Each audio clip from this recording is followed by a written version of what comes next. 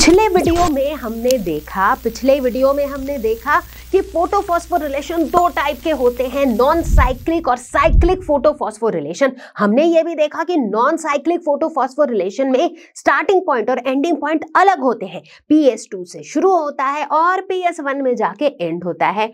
अब देखेंगे हम कहानी साइक्लिक फोटोफॉस्फोरिलेशन की, यानी कि जहां से शुरू वहीं पे आके खत्म। एग्जैक्टली। और डार्क रिएक्शंस वो भी तो समझना बाकी है कि नहीं? तो चलो शुरू करें।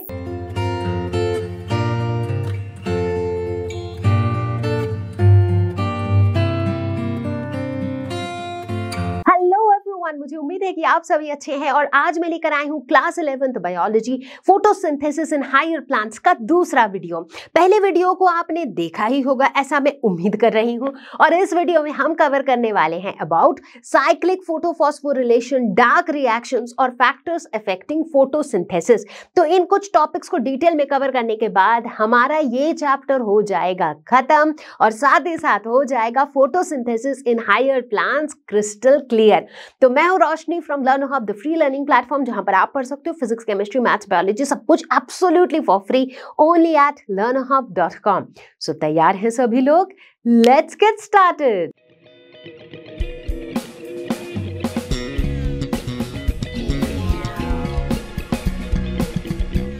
साइक्लिक फोटोफॉस्फोरिलेशन, जैसे ही आता है साइक्लिक फ्लो, इसका मतलब यहां पर क्या होगा, जो स्टार्टिंग पॉइंट होगा वही एंडिंग पॉइंट होगा। और इसी के साथ साथ शुरुआत में ही आ जाता है हमारे सामने ये स्टेटमेंट कि साइक्लिक फोटोफॉस्फोरिलेशन में सिर्फ और सिर्फ PS1 फंक्शनल होता है। फिर से सुनना, सिर्फ और सिर्फ PS1 फंक्शनल होता है, यानी कि यहां पर PS1 ही स्टार्टिंग पॉइंट होगा और PS1 ही एंडिंग पॉइंट होगा। इसीलिए ये साइक्लिक फोटोफॉस्फोरिलेशन है।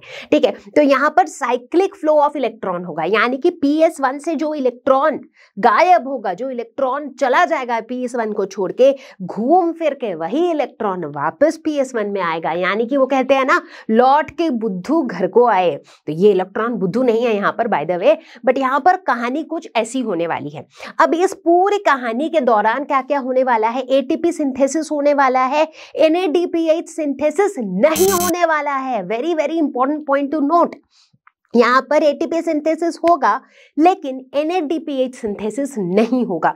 क्यों नहीं होगा हम देखेंगे, धीरे धीरे देखेंगे, स्टेप बाय स्टेप समझेंगे। ठीक है, एक और बहुत ही जबरदस्त बात ध्यान रखने की है, वो ये है कि ये जो साइक्लिक और नॉन साइक्लिक फोटोफॉस्फोरिलेशन है, ये दोनों ही अकर करते हैं and these both are independent of each other। Very very important to note. बहुत से बच्चों को लगता है कि अच्छा, फोटोफॉस्फोरिलेशन दो टाइप के होते हैं, साइक्लिक और नॉन साइक्लिक। या तो साइक्लिक हो रहा होगा कुछ सिनेरियोज में या फिर नॉन साइक्लिक हो रहा होगा, बट ऐसा नहीं है।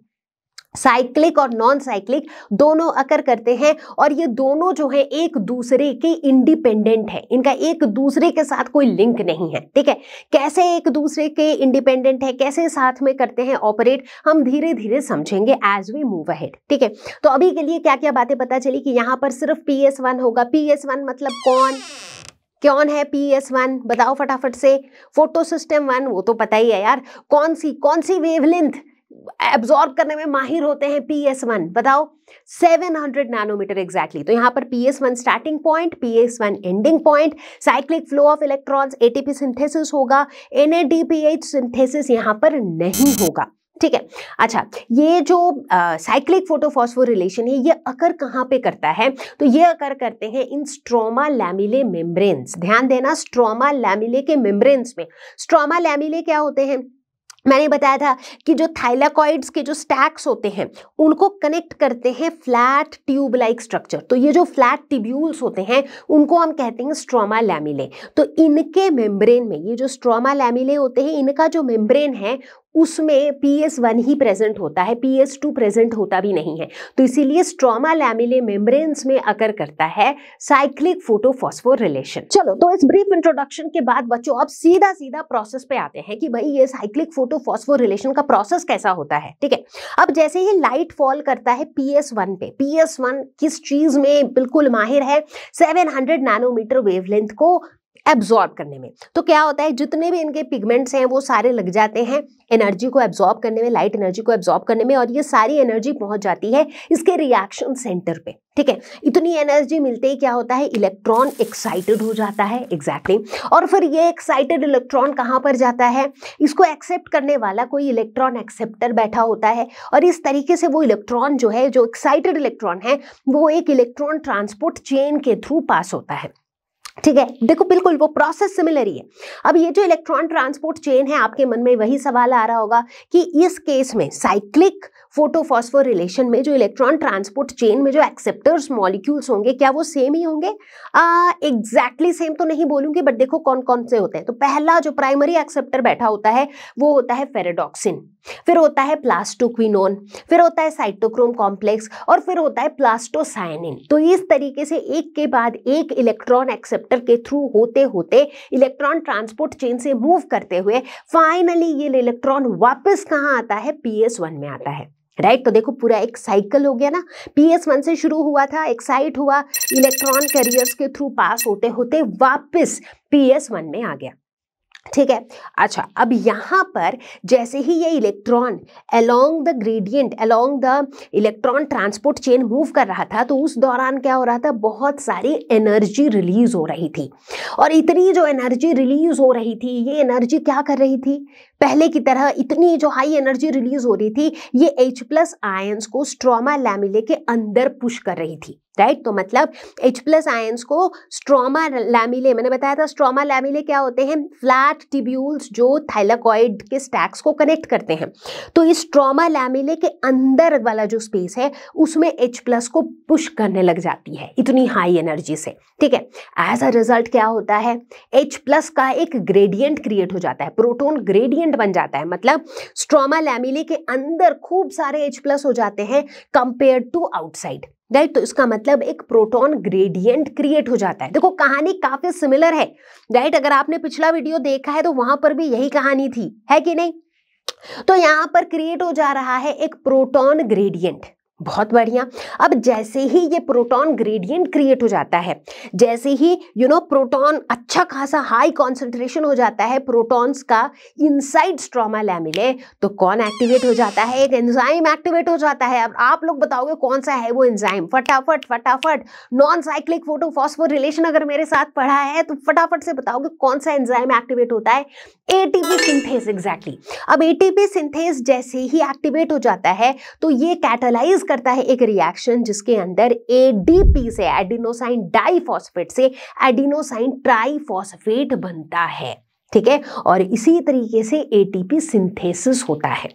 ठीक है, तो देखो कुल मिला के इस प्रोसेस में क्या हुआ, ATP सिंथेसिस हुआ, बिल्कुल हुआ। ठीक है, ये साइक्लिक प्रोसेस हुआ, बिल्कुल हुआ, क्योंकि जो इलेक्ट्रॉन है वो PS1 से चल के वापस PS1 में ही आया।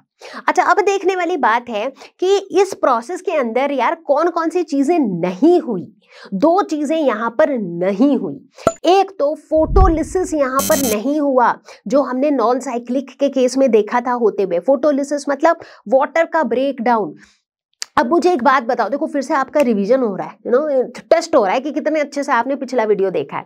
फोटोलिसिस क्यों होता था, वाटर का ब्रेक डाउन होता था फोटोलिसिस में, ताकि वो जो इलेक्ट्रॉन जो लूज हो रहा था वहां पर स्टार्टिंग पॉइंट PS2 होता था। राइट, तो PS2 से जो इलेक्ट्रॉन एक्साइट होकर चला जाता था, उस इलेक्ट्रॉन के लॉस को कॉम्पेंसेट करने के लिए वाटर का ब्रेक डाउन होता था। राइट, अभी यहाँ पे कहानी क्या है यार, यहाँ पर जो है ना कॉम्पेंसेशन की जरूरत ही नहीं है, क्योंकि PS1 से जो इलेक्ट्रॉन एक्साइट होकर गया वही इलेक्ट्रॉन वापस PS1 में आ जाएगा। राइट, तो यानी कि किसी और की जरूरत ही नहीं है, किसी फोटोलिसिस की जरूरत ही नहीं है उस लॉस्ट इलेक्ट्रॉन को कॉम्पेंसेट करने के लिए, क्योंकि वो लॉस्ट इलेक्ट्रॉन खुद ही वापस वहीं पे आना है उसने। ठीक है, तो इस वजह से फोटोलिसिस यहाँ पर नहीं हुआ। ठीक है, दूसरी चीज जो यहाँ पर नहीं हुई वो है NADPH सिंथेसिस, यहाँ पर नहीं हुआ। अगर इस पूरे प्रोसेस को आप देखो, इलेक्ट्रॉन एक्साइट हुआ PS1 से, इलेक्ट्रॉन ट्रांसपोर्ट चेन के थ्रू गया, वापस PS1 आया, इस पूरे प्रोसेस के अंदर कभी भी इलेक्ट्रॉन ने NADP+ को एनकाउंटर किया ही नहीं। राइट, उसी वजह से NADPH का सिंथेसिस नहीं हुआ, NADPH बना भी नहीं। इनफैक्ट NADPH रिडक्टेज जो एंजाइम है वो एंजाइम भी यहाँ पर कहीं प्रेजेंट नहीं है। तो इस वजह से यहाँ पर NADPH सिंथेसिस नहीं होता है। ठीक है, सो आई गेस बच्चों साइक्लिक फोटोफॉस्फोर रिलेशन काफी आसानी से आपको समझ में आ गया होगा, क्योंकि पिछले वीडियो में हमने नॉन साइक्लिक फोटोफॉस्फोर रिलेशन को बहुत ही बारीकी से, बहुत ही डिटेल में समझा था। अगर बाय चांस कोई ऐसा बच्चा है अभी जो मेरी इस वीडियो को देख रहा है लेकिन पहला वीडियो नहीं देखा है बच्चों, तो आपको वो वीडियो देखना है। अब कई बार बच्चे कमेंट में लिखते हैं कि मैम आप कभी कभी पढ़ाते हुए ना दूसरे वीडियो का रेफरेंस देते हो कि उस वीडियो में ये वाला टॉपिक देख लो।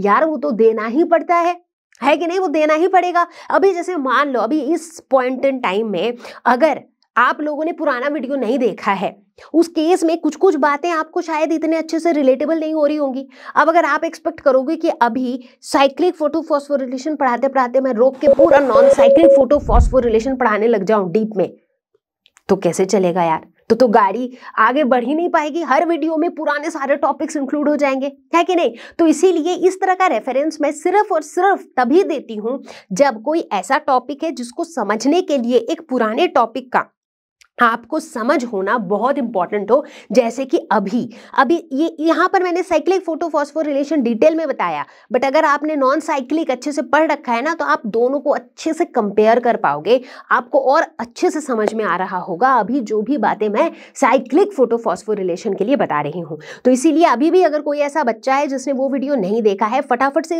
इस वीडियो को पॉज करो और जाके उस वीडियो को पहले देखो, फिर वापस इसी वीडियो पर आओ। ठीक है, तो चलो आगे बढ़ते हैं। तो मेरे प्यारे बच्चों, इसी के साथ लाइट रिएक्शंस खत्म होते हैं। मैंने पहले ही आपको बताया था कि यार फोटोसिंथेसिस के अंदर हमें दो टाइप के रिएक्शंस देखने को मिलते हैं, light reaction, dark reaction. Light reaction वो होते हैं जो लाइट के प्रेजेंस में अकर करते हैं और जिसमें हम एनर्जी को सिंथेसिस करते हैं, क्योंकि शुगर सिंथेसिस करने के लिए एनर्जी की जरूरत पड़ती है। तो लाइट रिएक्शन में पहले हम एनर्जी को सिंथेसाइज करते हैं in the form of ATP, NADPH, जो कि हाई एनर्जी मॉलिक्यूल से। ठीक है, तो ये लाइट रिएक्शंस का डिस्कशन हमारा हो चुका है खत्म। अब हम डिस्कस करने वाले हैं डार्क रिएक्शंस, यानी कि ऐसे रिएक्शंस जिनके अकर करने के लिए लाइट की जरूरत नहीं होती, लेकिन इन रिएक्शंस को होने के लिए लाइट रिएक्शन के प्रोडक्ट्स की जरूरत पड़ती है। एग्जैक्टली, यानी कि वही ATP, वही NADPH जो लाइट रिएक्शन के हेल्प से हमने प्रोड्यूस किया, उनकी जरूरत इन डार्क रिएक्शंस को पड़ेगी। ठीक है, तो यहीं से शुरू होता है biosynthetic phase of photosynthesis. Biosynthetic phase किसको कहते हैं? जिस फेज में शुगर का सिंथेसिस होता है। ठीक है, तो अगर हम लोग ऊपर से फोटोसिंथेसिस का रिएक्शन देखें तो हम क्या देखते हैं कि कार्बन डाइऑक्साइड जो है ये रिड्यूस होके बनाता है कार्बोहाइड्रेट्स, बोले तो शुगर। तो अब हम देखना ये चाहते हैं कि कार्बन डाइऑक्साइड से ये जो शुगर बनने की जो कहानी है ये एग्जैक्टली कैसे हो रही है, स्टेप बाय स्टेप ये रिएक्शन हो कैसे रहा है, यही हम यहाँ पर देखेंगे। तो प्यारे बच्चों, जैसे ही बात होती है बायोसिंथेटिक पाथवेज की, तो यहाँ पर हम दो पाथवेज के बारे में डिस्कस करेंगे, C3 pathway and C4 pathway. ठीक है, C3 पाथवे और C4 पाथवे, ये C3 C4 कहां से आया? ओके, तो C3 पाथवे, इन दोनों को ही हम डिटेल में बिल्कुल अच्छे से समझेंगे। अभी फिलहाल ये समझते हैं कि भाई C3 पाथवे, C4 पाथवे, ये नाम कहां से आया। सो C3 पाथवे, इस प्रोसेस में हम देखते हैं कि कार्बन डाइऑक्साइड फिक्सेशन के बाद जो पहला स्टेबल प्रोडक्ट बनता है वो एक 3 कार्बन वाला कंपाउंड होता है, 3 कार्बन कंपाउंड होता है, इसीलिए C3। दूसरी तरफ C4 पाथवे में कार्बन डाइऑक्साइड फिक्सेशन के बाद जो पहला स्टेबल प्रोडक्ट बनता है वो एक 4 कार्बन वाला कंपाउंड होता है, इसीलिए C4 पाथवे। अब आई एम प्रीटी श्योर सबके सर के ऊपर से जा रहा है कि ये कार्बन डाइऑक्साइड फिक्सेशन क्या है। कार्बन डाइऑक्साइड फिक्सेशन का मतलब है कि एटमॉस्फेयर में जो कार्बन डाइऑक्साइड प्रेजेंट है उसको किसी ऑर्गेनिक कंपाउंड के अंदर फिक्स कराना, यानी कि एटमॉस्फेयर में जो CO2 प्रेजेंट है उसको एक ऑर्गेनिक कंपाउंड के अंदर फिक्स करा देना, ताकि उसे हम यूज कर सके, may be for energy storage या फिर टू बिल्ड बायोमोलिक्यूल्स, मतलब उसको एक यूजेबल फॉर्म में हम ला सके। ठीक है, तो उस प्रोसेस को हम कहते हैं कार्बन डाइऑक्साइड फिक्सेशन। ठीक है, अच्छा हम देखेंगे इन दोनों पाथवेज में ही, क्योंकि ओवरऑल हमारा एजेंडा क्या है डार्क रिएक्शंस में कि कार्बन डाइऑक्साइड से हमें क्या बनाना है, हमें बनाना है शुगर्स। एग्जैक्टली, तो कार्बन डाइऑक्साइड प्रेजेंट कहां पर है? एटमॉस्फेयर में प्रेजेंट है।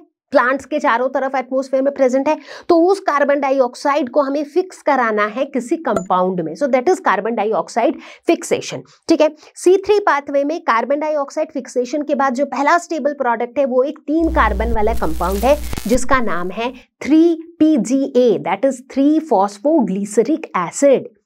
फॉस्फोग्लिसरिक एसिड, इसका शॉर्ट फॉर्म में हम लिखते हैं PGA।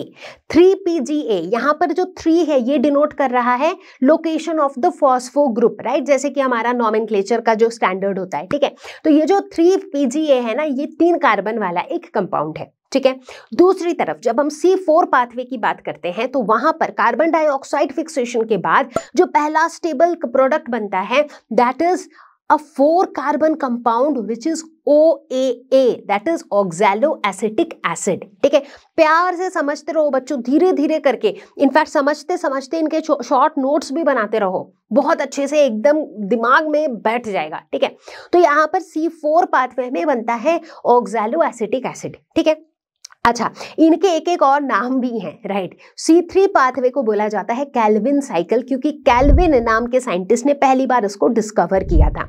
C4 पाथवे को कहा जाता है hatch and Slack pathway, again after the names of the scientists. ठीक है, तो अभी हमारा एजेंडा क्या है, पहले समझेंगे हम लोग C3 पाथवे या फिर कैल्विन साइकिल को, उसके बाद समझेंगे हम लोग C4 पाथवे या फिर हैच एंड स्लैक पाथवे। तो चलो मेरे प्यारे बच्चों, शुरुआत करते हैं हम कहानी कैल्विन साइकिल की। कैल्विन साइकिल या फिर C3 पाथवे, नाम से पता चल ही रहा है कि यार कैल्विन ने पहली बार इसको डिस्कवर किया था।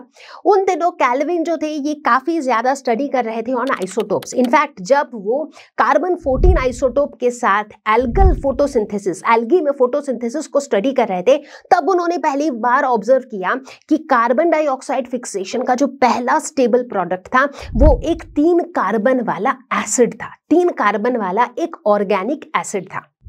अब देखो लॉजिकली दिमाग में क्या आएगा कि अच्छा ठीक है, इसका मतलब कार्बन डाइऑक्साइड के साथ कोई एक अननोन कंपाउंड, जो हमें पता नहीं कौन सा कंपाउंड है, कोई एक अननोन कंपाउंड अगर कार्बन डाइऑक्साइड के साथ रिएक्ट कर रहा है तो हमें एक 3 कार्बन वाला कंपाउंड मिल रहा है या 3 कार्बन वाला एसिड मिल रहा है। तो लॉजिकली हम क्या सोचेंगे कि वो जो अननोन कंपाउंड है वो कितने कार्बन का कंपाउंड होना चाहिए, क्योंकि वो किसके साथ रिएक्ट कर रहा है, CO2 के साथ, तो एक कार्बन तो CO2 वाला हो गया।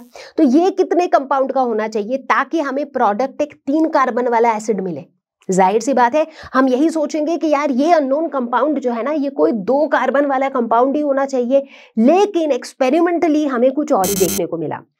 एक्सपेरिमेंटली हमें देखने को मिला कि जो प्राइमरी एक्सेप्टर था कार्बन डाइऑक्साइड का, क्योंकि ये जो अननोन कंपाउंड है ये कार्बन डाइऑक्साइड का प्राइमरी एक्सेप्टर है, जो कार्बन डाइऑक्साइड को एक्सेप्ट करके ये 3 कार्बन वाला कंपाउंड बना रहा है। तो एक्सपेरिमेंटली ये देखा गया कि ये जो प्राइमरी एक्सेप्टर था it was actually a 5 carbon compound. Exactly 5 carbon compound था ये primary acceptor. In fact to be more precise, ये जो प्राइमरी एक्सेप्टर था कार्बन डाइऑक्साइड का it was RuBP, that is ribulose bisphosphate, ribulose 1,5 bisphosphate, RuBP जिसे हम short form में कहते हैं। ठीक है, तो RuBP जो है ये एक 5 कार्बन वाला कीटो शुगर है। ठीक है, और RuBP कार्बन डाइऑक्साइड को एक्सेप्ट करके बनाता है हमारा ये 3 कार्बन वाला एसिड। अब यहां पर गया सबका दिमाग घूम कि ऐसा कैसे हो सकता है यार कि एक 5 कार्बन वाला कंपाउंड कार्बन डाइऑक्साइड के साथ जुड़ रहा है और फिर एक 3 कार्बन वाला एसिड बना रहा है, ऐसे कैसे? वेल ऐसा ऐसे कि एक 5 कार्बन वाला एक्सेप्टर यानी कि RuBP और एक CO2, तो टोटल हो गए कितने? 6 कार्बन। तो ये जो है 6 कार्बन ही बना रहे हैं। कैसे? 2 मॉलिक्यूल ऑफ 3 कार्बन वाला एसिड, राइट। मतलब ऐसा नहीं है कि एक ही एसिड बना रहा है 6 कार्बन वाला, इंस्टेड ऑफ दैट 2 एसिड के मॉलिक्यूल्स बना रहे हैं, ईच विथ 3 कार्बन। तो इस तरीके से बन रहा था 2 molecules of 3 carbon organic acid. ठीक है, बात समझ में आई? तो कहानी क्या हो रही थी यहाँ पर कि RuBP जो है ये प्राइमरी एक्सेप्टर है, ये कार्बन डाइऑक्साइड के साथ जुड़ के बना रहा था, क्या बना रहा था?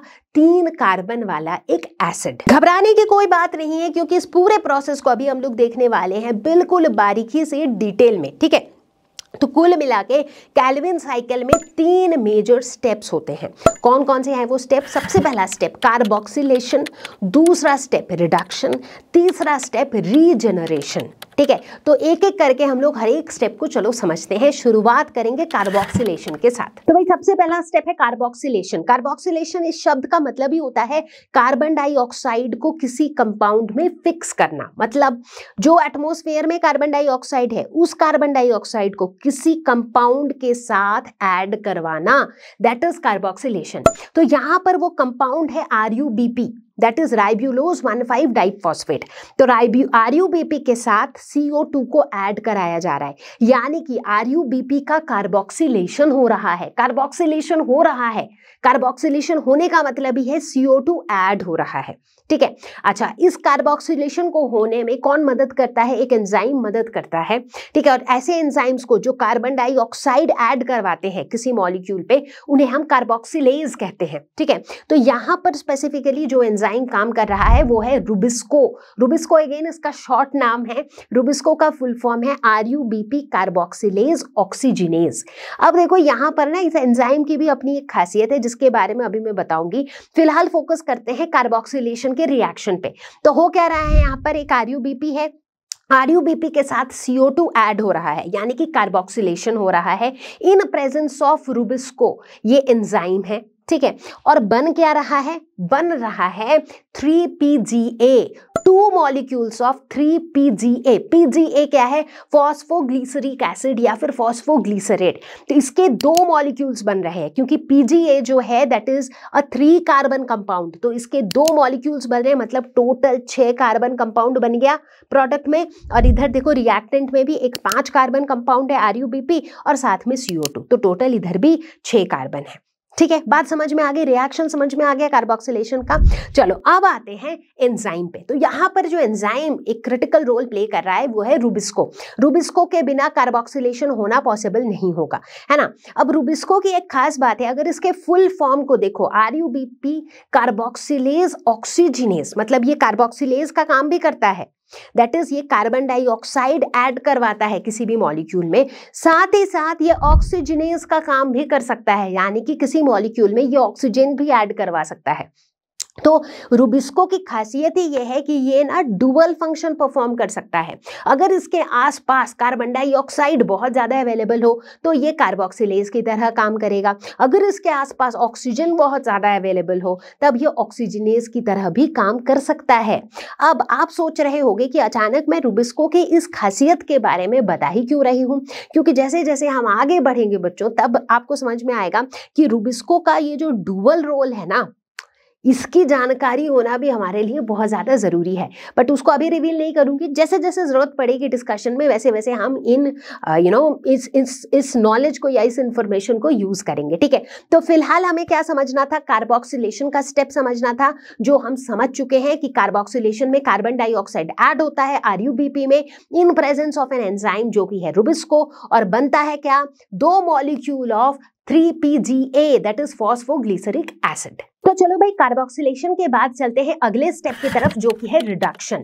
सो रिडक्शन में हम क्या देखेंगे? अच्छा, कार्बोक्सिलेशन के बाद हमें प्रोडक्ट क्या मिला था? 3 कार्बन वाला एसिड। क्या था वो?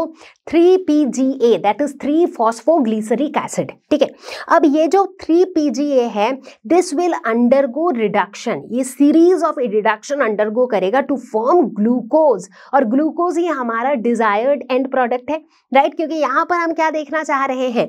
पूरे डार्क रिएक्शन के अंदर हम देखना यही चाह रहे हैं कि भाई CO2 से ग्लूकोज कैसे बनेगा। ठीक है, तो रिडक्शन वो स्टेप है जहां पर हमें ग्लूकोज बनता हुआ दिखेगा by a series of reduction. ये मल्टी स्टेप प्रोसेस है और ये वही स्टेप है जहां पर ATP और NADPH यूटिलाइज होगा। ये ATP और NADPH कहां से आ रहा है? ATP NADPH वही है जो लाइट रिएक्शंस में प्रोड्यूस हुए थे। तो लाइट रिएक्शन के जो प्रोडक्ट्स थे ATP और NADPH वो यहां पर यूटिलाइज होने वाले हैं। ठीक है, तो हम नोटिस करते हैं कि एक मॉलिक्यूल ऑफ PGA जो है दैट इज फॉस्फोग्लिसरिक एसिड जो है वो एक मॉलिक्यूल ऑफ ATP और एक मॉलिक्यूल ऑफ NADPH को यूटिलाइज करेंगे। ठीक है, तो चलो अब हम रिएक्शन पे ध्यान देते हैं। ठीक है, तो हमें पिछले स्टेप से यानी कि कार्बोक्सिलेशन से हमें क्या मिला था, 3PGA that is phosphoglyceric acid. ठीक है, ये यूटिलाइज करेंगे एटीपी को। ये एटीपी कहां से आया, लाइट रिएक्शन में जो एटीपी जनरेट हुआ था। ठीक है, ये एटीपी को यूटिलाइज करेंगे और क्या होगा, एटीपी क्या होता है, एडिनोसाइन ट्राइफॉस्फेट। इसमें 3 फॉस्फेट ग्रुप होते हैं। तो इस एटीपी में से एक फॉस्फेट ग्रुप जो है वो चला जाएगा किसके पास, पीजीए के पास।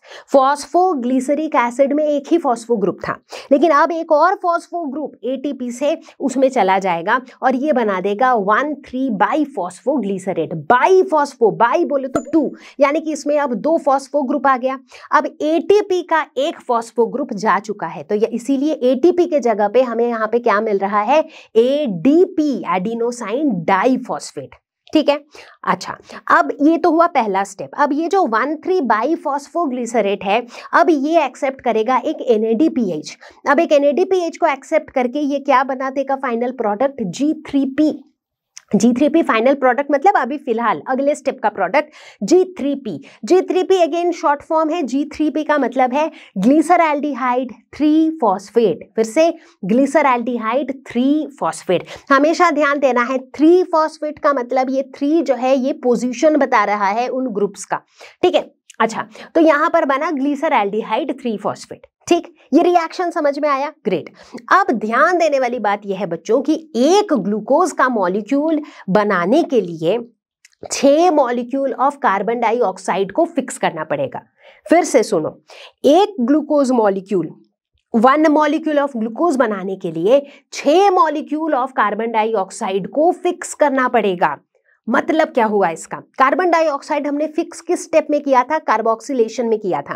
कार्बोक्सिलेशन में क्या किया था, RUBP के साथ CO2 को ऐड किया था, तो हमें मिल गया था 2 molecules of 3PGA, right. But अब हम कह रहे हैं एक कार्बन डाइऑक्साइड का मॉलिक्यूल फिक्स करके कोई फायदा नहीं, हमें 6 कार्बन डाइऑक्साइड के मॉलिक्यूल फिक्स करने पड़ेंगे। यानी कि इस पूरे रिएक्शन को 6 से कर दो मल्टीप्लाई। 6 कार्बन डाइऑक्साइड के मॉलिक्यूल रिएक्ट करेंगे 6 RUBP के साथ, तो हमें कितने मिलेंगे, 3PGA, 12 3PGA मिलेंगे, राइट। पहले 2 PGA मिल रहे थे, अब 2 × 6 12 PGA मिलेंगे।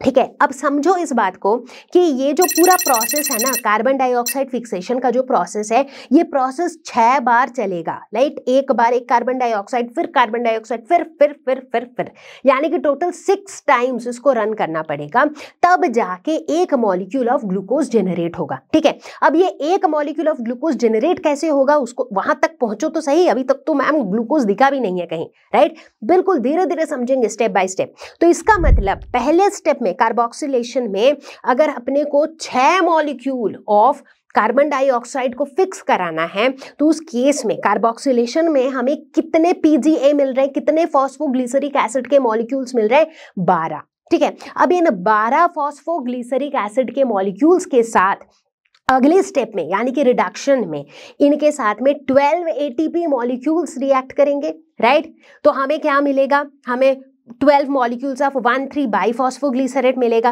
फिर वो NADPH के साथ रिएक्ट करेंगे, फिर फाइनली हमें 12 मॉलिक्यूल्स ऑफ G3P मिलेगा, यानी कि ग्लिसरैल्डिहाइड 3 फॉस्फेट।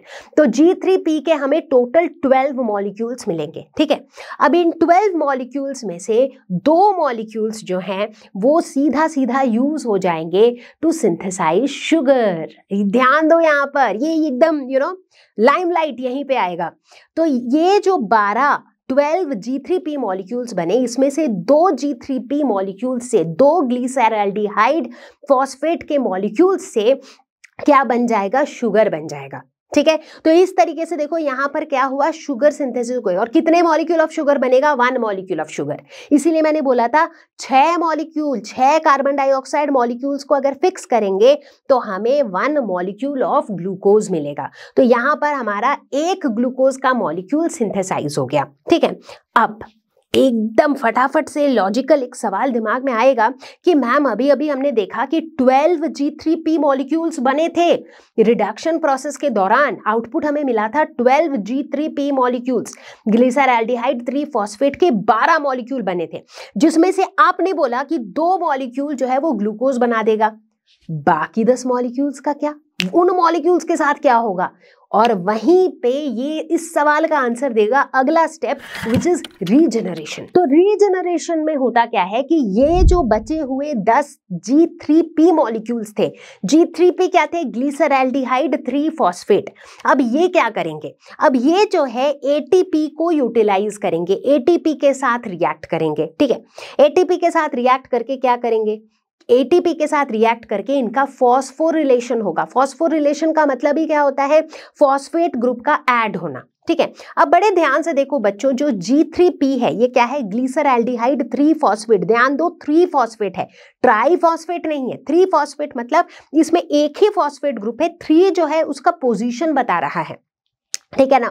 अच्छा, तो ये G3P जब ATP के साथ रिएक्ट करता है तो ATP में तो ट्राई फॉस्फेट है, यानी कि 3 फॉस्फेट ग्रुप है, उसमें से एक फॉस्फेट ग्रुप ये ले लेता है, राइट। तो एज अ रिजल्ट हमें आउटपुट क्या मिलता है, हमें प्रोडक्ट क्या मिलता है, ATP जो है वो ADP बन जाता है, उसमें से एक फॉस्फेट ग्रुप गया, और G3P जो है ये बन जाता है RUBP, that is ribulose biphosphate. Biphosphate, by बोले तो 2, यानी कि 2 फॉस्फेट ग्रुप वाला ये कंपाउंड बन जाता है।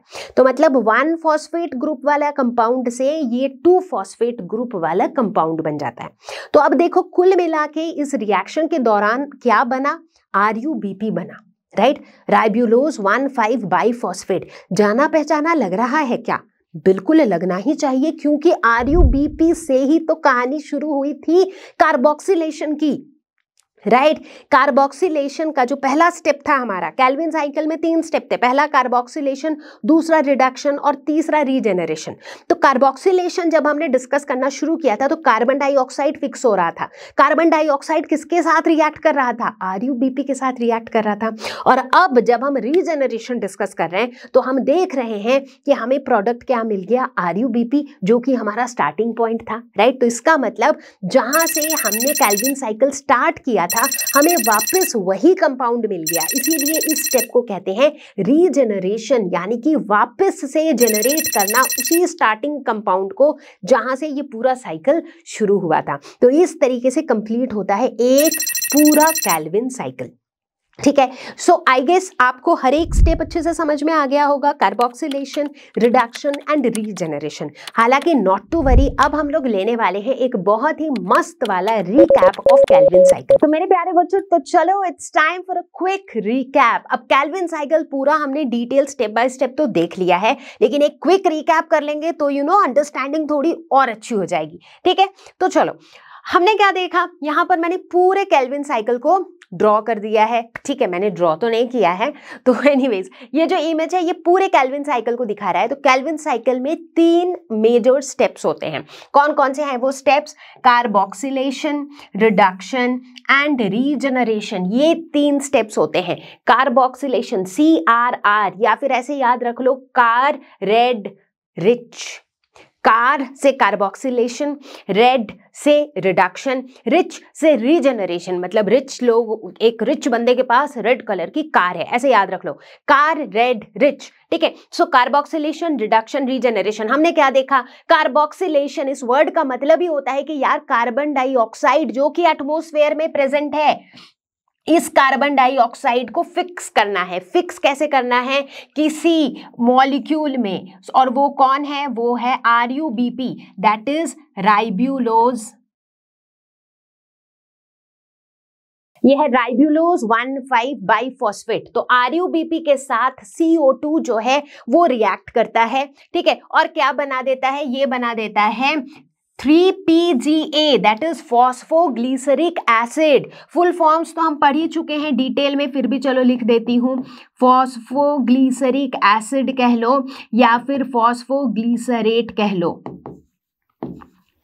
ठीक है। तो यहां पर ये बन गया। अच्छा, हमने ये देखा कि अगर एक ग्लूकोज का मॉलिक्यूल बनाना है तो कितने कार्बन डाइऑक्साइड मॉलिक्यूल्स को फिक्स करना पड़ेगा, 6। तो इसीलिए यहां पर देखो 6 CO2 है, तो 6 CO2 6 मॉलिक्यूल्स ऑफ RUBP के साथ रिएक्ट करेगा, तो इसीलिए 6 मॉलिक्यूल्स ऑफ 3PGA बनेगा। नहीं नहीं नहीं नहीं, 6 × 2 12 मॉलिक्यूल्स ऑफ 3PGA बनेगा। ये 12 कहां से आया, बताओ कहां से आया, क्योंकि RUBP जो है ये एक 5 कार्बन कंपाउंड है। जब ये कार्बन डाइऑक्साइड के साथ जुड़ता है तो टोटल कार्बन कितने हो जाते हैं 6। तो ये 6 कार्बन जो है, ये पूरे 6 कार्बन होने चाहिए प्रोडक्ट में, तो हमें मिलता है 3 कार्बन कंपाउंड। ये जो फॉस्फोग्लिसरिक एसिड है ना, ये एक 3 कार्बन कंपाउंड है, तो हमें 2 मॉलिक्यूल मिलते हैं 3 कार्बन कंपाउंड के, राइट। तो इसीलिए 3PGA का हमें 2 मॉलिक्यूल मिलता है। तो जब हम इनको 6 से मल्टीप्लाई कर रहे होते हैं, इसको भी 6 से मल्टीप्लाई कर रहे होते हैं, तो ये हो जाता है 12। ठीक है, ये सारी चीजें बता चुकी हूँ, एक बार रिकैप दे रही हूँ। ठीक, इसके बाद क्या होगा, ये जो PGA है ये रिएक्ट करेगा किसके साथ, ATP के साथ। अब 12 मॉलिक्यूल्स इसके हैं, तो ये 12 ATP मॉलिक्यूल्स के साथ रिएक्ट करेगा। अब भाई देखो ATP के साथ क्या होता है, ट्राइफॉस्फेट है, इसमें 3 फॉस्फेट ग्रुप है, उसमें से एक फॉस्फेट ग्रुप ये ले लेगा। ठीक है, इसने ले लिया। पहले ये फॉस्फोग्लिसरिक एसिड था, यानी कि इसमें एक ही फॉस्फेट ग्रुप था, अब ये बन गया बाईफॉस्फेट, बाईफॉस्फोग्लिसरेट, राइट, यानी कि अब इसके पास 2 फॉस्फेट ग्रुप है। ठीक है, अब इसके बाद ये यूटिलाइज करेगा NADPH को। NADPH, ATP, ये सारे लाइट रिएक्शंस के प्रोडक्ट थे एग्जैक्टली। NADPH को के साथ रिएक्ट करके ये बनाएगा 12 मॉलिक्यूल्स ऑफ G3P। G3P क्या होता है, सो G3P होता है ग्लिसरैल्डिहाइड 3 फॉस्फेट। ठीक है, तो ये G3P के 12 मॉलिक्यूल्स बन गए। अब इन 12 मॉलिक्यूल्स में से 2 G3P के मॉलिक्यूल्स जो हैं ये कर देंगे शुगर सिंथेसिस, मतलब ये बनाएंगे शुगर। तो शुगर के नाम पे क्या बनेगा, शुगर के नाम पे बनेगा 1 मॉलिक्यूल ऑफ ग्लूकोज। ठीक है, 1 मॉलिक्यूल ऑफ ग्लूकोज क्यों बनेगा, क्योंकि we started with 6 molecules of carbon dioxide, ये याद रखना है। 6 मॉलिक्यूल ऑफ कार्बन डाइऑक्साइड से शुरुआत करेंगे तो 1 मॉलिक्यूल ऑफ ग्लूकोज बनेगा। Let me also tell you कि यहाँ पर आप ऐसे मत सोचना बस 6 से मल्टीप्लाई कर देने वाली बात है, मतलब एक जो साइकिल है उसमें एक कार्बन डाइऑक्साइड का मॉलिक्यूल फिक्स हो रहा है, तो वो साइकिल आपको 6 बार चलानी है, 6 rounds, 6 molecules of carbon dioxide. ठीक है, अच्छा, अब 12 में से जो 2 मॉलिक्यूल्स है ये तो शुगर सिंथेसिस में यूज हो गए। जो बचे हुए 10 मॉलिक्यूल थे उनका क्या हुआ, अब ये जो बचे हुए 10 मॉलिक्यूल थे ये वापस से इनका फॉस्फोरिलेशन हो गया, मतलब इसमें फॉस्फेट ग्रुप ऐड हो गया। फॉस्फेट ग्रुप ऐड होने के लिए ATP से रिएक्ट कराना पड़ता है, तो यहाँ भी वही हुआ, ATP से रिएक्ट कराया, इसमें से एक फॉस्फेट ले लिया तो ATP ADP बन गया, डाइफॉस्फेट, और ये एक एक्स्ट्रा फॉस्फेट लेके इसने वापस से बना दिया राइब्यूलोज 1,5 बाइफॉस्फेट, राइट। तो ये रीजेनरेट हो गया, तो ये हमारा रीजेनरेशन का स्टेप हो गया। ठीक है, so with this I think this was a quick recap. अगर आपको स्क्रीनशॉट लेना हो आप ले सकते हो, अगर आपने खुद से ड्रॉ कर लिया है तो बहुत बढ़िया बात है।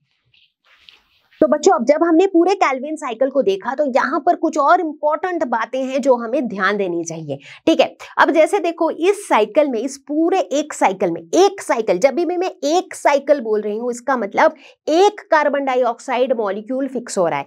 एक कार्बन डाइऑक्साइड मॉलिक्यूल फिक्स होगा तो हमें कितने ग्लूकोज के मॉलिक्यूल मिलेंगे, एक नहीं, एक कार्बन डाइऑक्साइड मॉलिक्यूल फिक्स होगा तो 1/6 of a molecule of glucose मिलेगा, राइट। मतलब बोलने का मतलब है एक ग्लूकोज मॉलिक्यूल मिलने के लिए 6 कार्बन डाइऑक्साइड मॉलिक्यूल को फिक्स होना है, यानी कि 6 साइकिल्स होने हैं। ठीक है, तो यानी कि अगर हम 6 साइकिल्स की बात करें जो कि यहाँ पर हमने दिखाया है, क्योंकि यहाँ पर हमने 6 CO2 कंसिडर किया है, यानी कि 6 साइकिल चल रहा है इसका। ठीक है, यहाँ पर हम देखें तो हमें इस पूरे साइकिल को रन करने के लिए क्या क्या इनपुट्स डालने पड़े। अगर आप देखो तो 6 मॉलिक्यूल ऑफ CO2 डालना पड़ा हमें कार्बोक्सिलेशन के लिए, ये तो इनपुट ही तो है। अगर CO2 नहीं आता तो ये हो पाता क्या प्रोसेस, बिल्कुल नहीं हो पाता। इसके अलावा यहाँ पर फोकस करो, 12 मॉलिक्यूल्स ऑफ ATP डालना पड़ा हमें। ठीक है, फिर यहाँ पे फोकस करो 12 मॉलिक्यूल्स ऑफ NADPH डालना पड़ा हमें।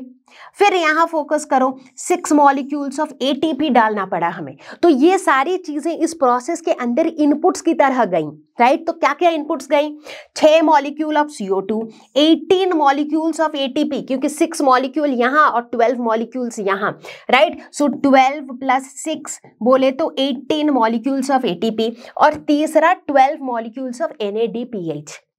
ठीक है। तो इसीलिए बच्चों ऐसा कहते थे हम कि डार्क रिएक्शन में जो है ना लाइट की जरूरत नहीं होती, लेकिन लाइट रिएक्शन की प्रोडक्ट्स की जरूरत होती है। अब देखो ना एटीपी और NADPH ये जो हैं ये लाइट रिएक्शन के प्रोडक्ट्स ही तो हैं, तो इनकी हमें जरूरत पड़ रही है, राइट। तो ये सब कुछ हमने इनपुट डाला और हमें आउटपुट क्या मिला, हमारा आउटपुट था 1 मॉलिक्यूल ऑफ ग्लूकोज। ठीक है। अब ये मैं अलग से इस स्लाइड में डिस्कस इसलिए कर रही हूं बच्चों क्योंकि बहुत बार ये 1 साइकिल और 6 साइकिल का कंफ्यूजन हो जाता है बच्चों को। ठीक है, 1 मॉलिक्यूल ऑफ ग्लूकोज आपको पाना है तो आपको 6 साइकिल रन करना पड़ेगा। कैल्विन साइकिल है 6 रन करना पड़ेगा। ठीक है, क्योंकि 6 कार्बन डाइऑक्साइड मॉलिक्यूल फिक्स होने पर ही आपको 1 मॉलिक्यूल ऑफ ग्लूकोज मिलेगा। तो बच्चों कभी भी कंफ्यूज मत होना। अब जैसे अगर एक सिंगल साइकिल की बात करी जाए तो एक सिंगल साइकिल में आप 1 मॉलिक्यूल ऑफ कार्बन डाइऑक्साइड लगाओगे, 3 मॉलिक्यूल्स ऑफ ATP लगाओगे, 2 मॉलिक्यूल्स ऑफ NADPH लगाओगे, क्योंकि यहाँ पर ATP कितना हो जाएगा, यहाँ पर ATP हो जाएगा 2 ATP, क्योंकि यहाँ पर 2 मॉलिक्यूल्स ऑफ 3P ये रहेगा। एक साइकिल की अगर बात करूं तो यहाँ पर बात करें तो 1 ATP हो जाएगा, तो total 3 ATP molecules, total 2 molecules of NADPH। But इस केस में जो रिजल्ट होगा वो भी होगा 1/6 मॉलिक्यूल ऑफ अ ग्लूकोज, मतलब एक ग्लूकोज मॉलिक्यूल मिलेगा नहीं, राइट। तो बेसिकली 6 साइकिल के बाद ही हमें 1 मॉलिक्यूल ऑफ ग्लूकोज मिलेगा। ठीक है, so I hope with this कि कैल्विन साइकिल आपका क्लियर हो चुका होगा। अब अक्सर ही बच्चों के दिमाग में एक सवाल आता है कि ये जो कैल्विन साइकिल है इसको हम कैसे याद करें, राइट। इनफैक्ट आप देखोगे बहुत बार बच्चे जो है ना मेमोरी ट्रिक्स ढूंढते रहते हैं कि भाई इसको रटने की कोई मेमोरी ट्रिक मिल जाए कि भाई किसके बाद क्या आएगा, कितना मॉलिक्यूल ATP आएगा, क्या बनेगा, फिर रिडक्शन होगा, क्या होगा, मेमोरी ट्रिक। आप मेमोरी ट्रिक ढूंढो, आप मेमोरी ट्रिक से याद भी कर लो कैल्विन साइकिल, कोई दिक्कत नहीं है, बिल्कुल दिक्कत नहीं है। लेकिन बच्चों ये ध्यान रखना है कि सिर्फ रटना काफी नहीं है, आपको चीजों को समझने की जरूरत है। क्योंकि बहुत बार हो सकता है आपको सीधा सीधा पूरा कैल्विन साइकिल बनाने के लिए ना बोला जाए, बट अगर आपको कैल्विन साइकिल के अंदर से कोई ऐसा कॉन्सेप्चुअल क्वेश्चन पूछ दिया जाए, राइट, कि भाई किसी एक पर्टिकुलर स्टेप के बारे में कुछ पूछ दिया जाए, या फिर पूछ दिया जाए कि भाई पूरे कैल्विन साइकिल के अंदर जो ATP है कितने ATP यूज हुए, कितनी बार फॉस्फोरिलेशन हुआ, इस तरह के क्वेश्चंस अगर पूछ दिए जाए तो वहां पर वो रटाया मेमोरी ट्रिक शायद काम ना आए, राइट। तो इसीलिए आप मेमोरी ट्रिक के हेल्प से इसको लर्न करो, उसमें कोई दिक्कत नहीं है, लेकिन हर एक स्टेप के पीछे छुपे हुए कॉन्सेप्ट्स को जरूर से समझो। ठीक है, सो कॉन्सेप्ट्स को समझना is very very very very important. ठीक है, अच्छा दूसरी बात, बहुत बार बच्चे कहते हैं कि मैम बायो में हम चीज़ों को कैसे याद रखें, मतलब बायो पढ़ने का क्या बेस्ट तरीका है। तो जैसे ही एक बायो जैसे सब्जेक्ट की बात होती है तो उसमें मुझे लगता है एक ऐसी चीज़ जो सबसे ज़्यादा इंपॉर्टेंट रोल प्ले करती है वो है डायग्राम्स, राइट। तो चाहे आप ह्यूमन फिजियोलॉजी पढ़ रहे हो जहाँ पर आप digestive system, nervous system, excretory system पढ़ रहे हो, या फिर अगर आप ऐसे फोटोसिंथेसिस जैसे टॉपिक्स पढ़ रहे हो जहाँ पर आप कैल्विन साइकिल, हैच-एंड-स्लैक पाथवे जैसी कॉन्सेप्ट्स पढ़ रहे हो, हर जगह आप देखोगे कि जो डायग्राम है ना वो अगर आपके दिमाग में छप गया तो आंसर्स तो आप यूं ही अपने वर्ड्स में बना के लिख लोगे, राइट। तो इसीलिए बायोलॉजी जब भी आप पढ़ रहे हो डायग्राम्स को बहुत ज़्यादा इंपॉर्टेंस दो, डायग्राम्स को बहुत अच्छे से प्रैक्टिस करो। सो आई एम एज्यूमिंग कि as you are watching this video, अभी आप वीडियो को 2 मिनट के लिए पॉज करोगे और इस डायग्राम को अपनी कॉपी में बनाओगे, और बनाते हुए सिर्फ इसको देख देख के कॉपी नहीं करोगे, समझते हुए बनाओगे, जहां पे अटकोगे वो आप यहां से देखोगे। ठीक है, तो चलो डील रही ये बात कि अभी तुरंत आप कैल्विन साइकिल का डायग्राम अपनी रफ नोटबुक में बनाओगे। ठीक है, तो चलो इसी के साथ आगे बढ़ेंगे। तो सुपर्ब, चलो मेरे प्यारे बच्चों अब आगे बढ़ेंगे और हम देखेंगे अब C4 पाथवे जिसे हम कहते हैं हैच-एंड-स्लैक पाथवे। ठीक है, हैच-एंड-स्लैक पाथवे को हम C4 पाथवे कहते ही इसलिए है क्योंकि यहाँ पर कार्बन डाइऑक्साइड CO2 फिक्सेशन के बाद जो पहला स्टेबल प्रोडक्ट बनता है that is a 4 carbon compound, इसीलिए C4 पाथवे। ठीक, अच्छा मज़ेदार बात यह है कि ये जो हैच-एंड-स्लैक पाथवे है ना ये सभी फोटोसिंथेटिक प्लांट्स के लिए एप्लीकेबल नहीं होता है। Now this is something new.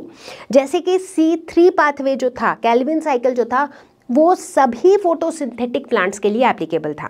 But ये जो है ये सारे फोटोसिंथेटिक प्लांट्स के लिए एप्लीकेबल नहीं है, ये कुछ स्पेसिफिक प्लांट्स के लिए एप्लीकेबल है जिनको हम कहते हैं C4 प्लांट्स। ऑब्वियसली चूंकि उनमें C4 पाथवे एप्लीकेबल होता है इसलिए उनको हम C4 प्लांट्स कहते हैं। ठीक है, अच्छा अब ये जो C4 प्लांट्स होते हैं, मज़ेदार बात ये है कि इन प्लांट्स के कुछ पोर्शंस में, मतलब कुछ पार्ट्स में C3 साइकिल ही हो रहा होता है, कैल्विन साइकिल ही हो रहा होता है, लेकिन कुछ पोर्शन में हैच एंड स्लैक पाथवे चल रहा होता है। अब सुनने में ये सारी चीज़ें ना शुरुआत में बड़ी कंफ्यूजिंग लग रही होगी कि अच्छा इसका मतलब हैच एंड स्लैक जो है ये सिर्फ C4 प्लांट्स में होता है, और C4 प्लांट्स में भी कुछ जगहों पे C3 पाथवे ही चल रहा होता है, कुछ जगहों पे C4 पाथवे चल रहा होता है। सुनने में कंफ्यूजिंग लग रहा है, लेकिन धीरे धीरे जैसे जैसे स्टेप बाय स्टेप पूरे C4 पाथवे को हम समझ जाएंगे तो हमें C4 प्लांट्स और कहाँ पर कौन सा पाथवे चल रहा होता है वो सारी चीज़ें बिल्कुल क्रिस्टल क्लियर हो जाएंगी। ठीक है, तो चलो अब इसी बेसिक आइडिया के साथ डिस्कशन की शुरुआत करेंगे।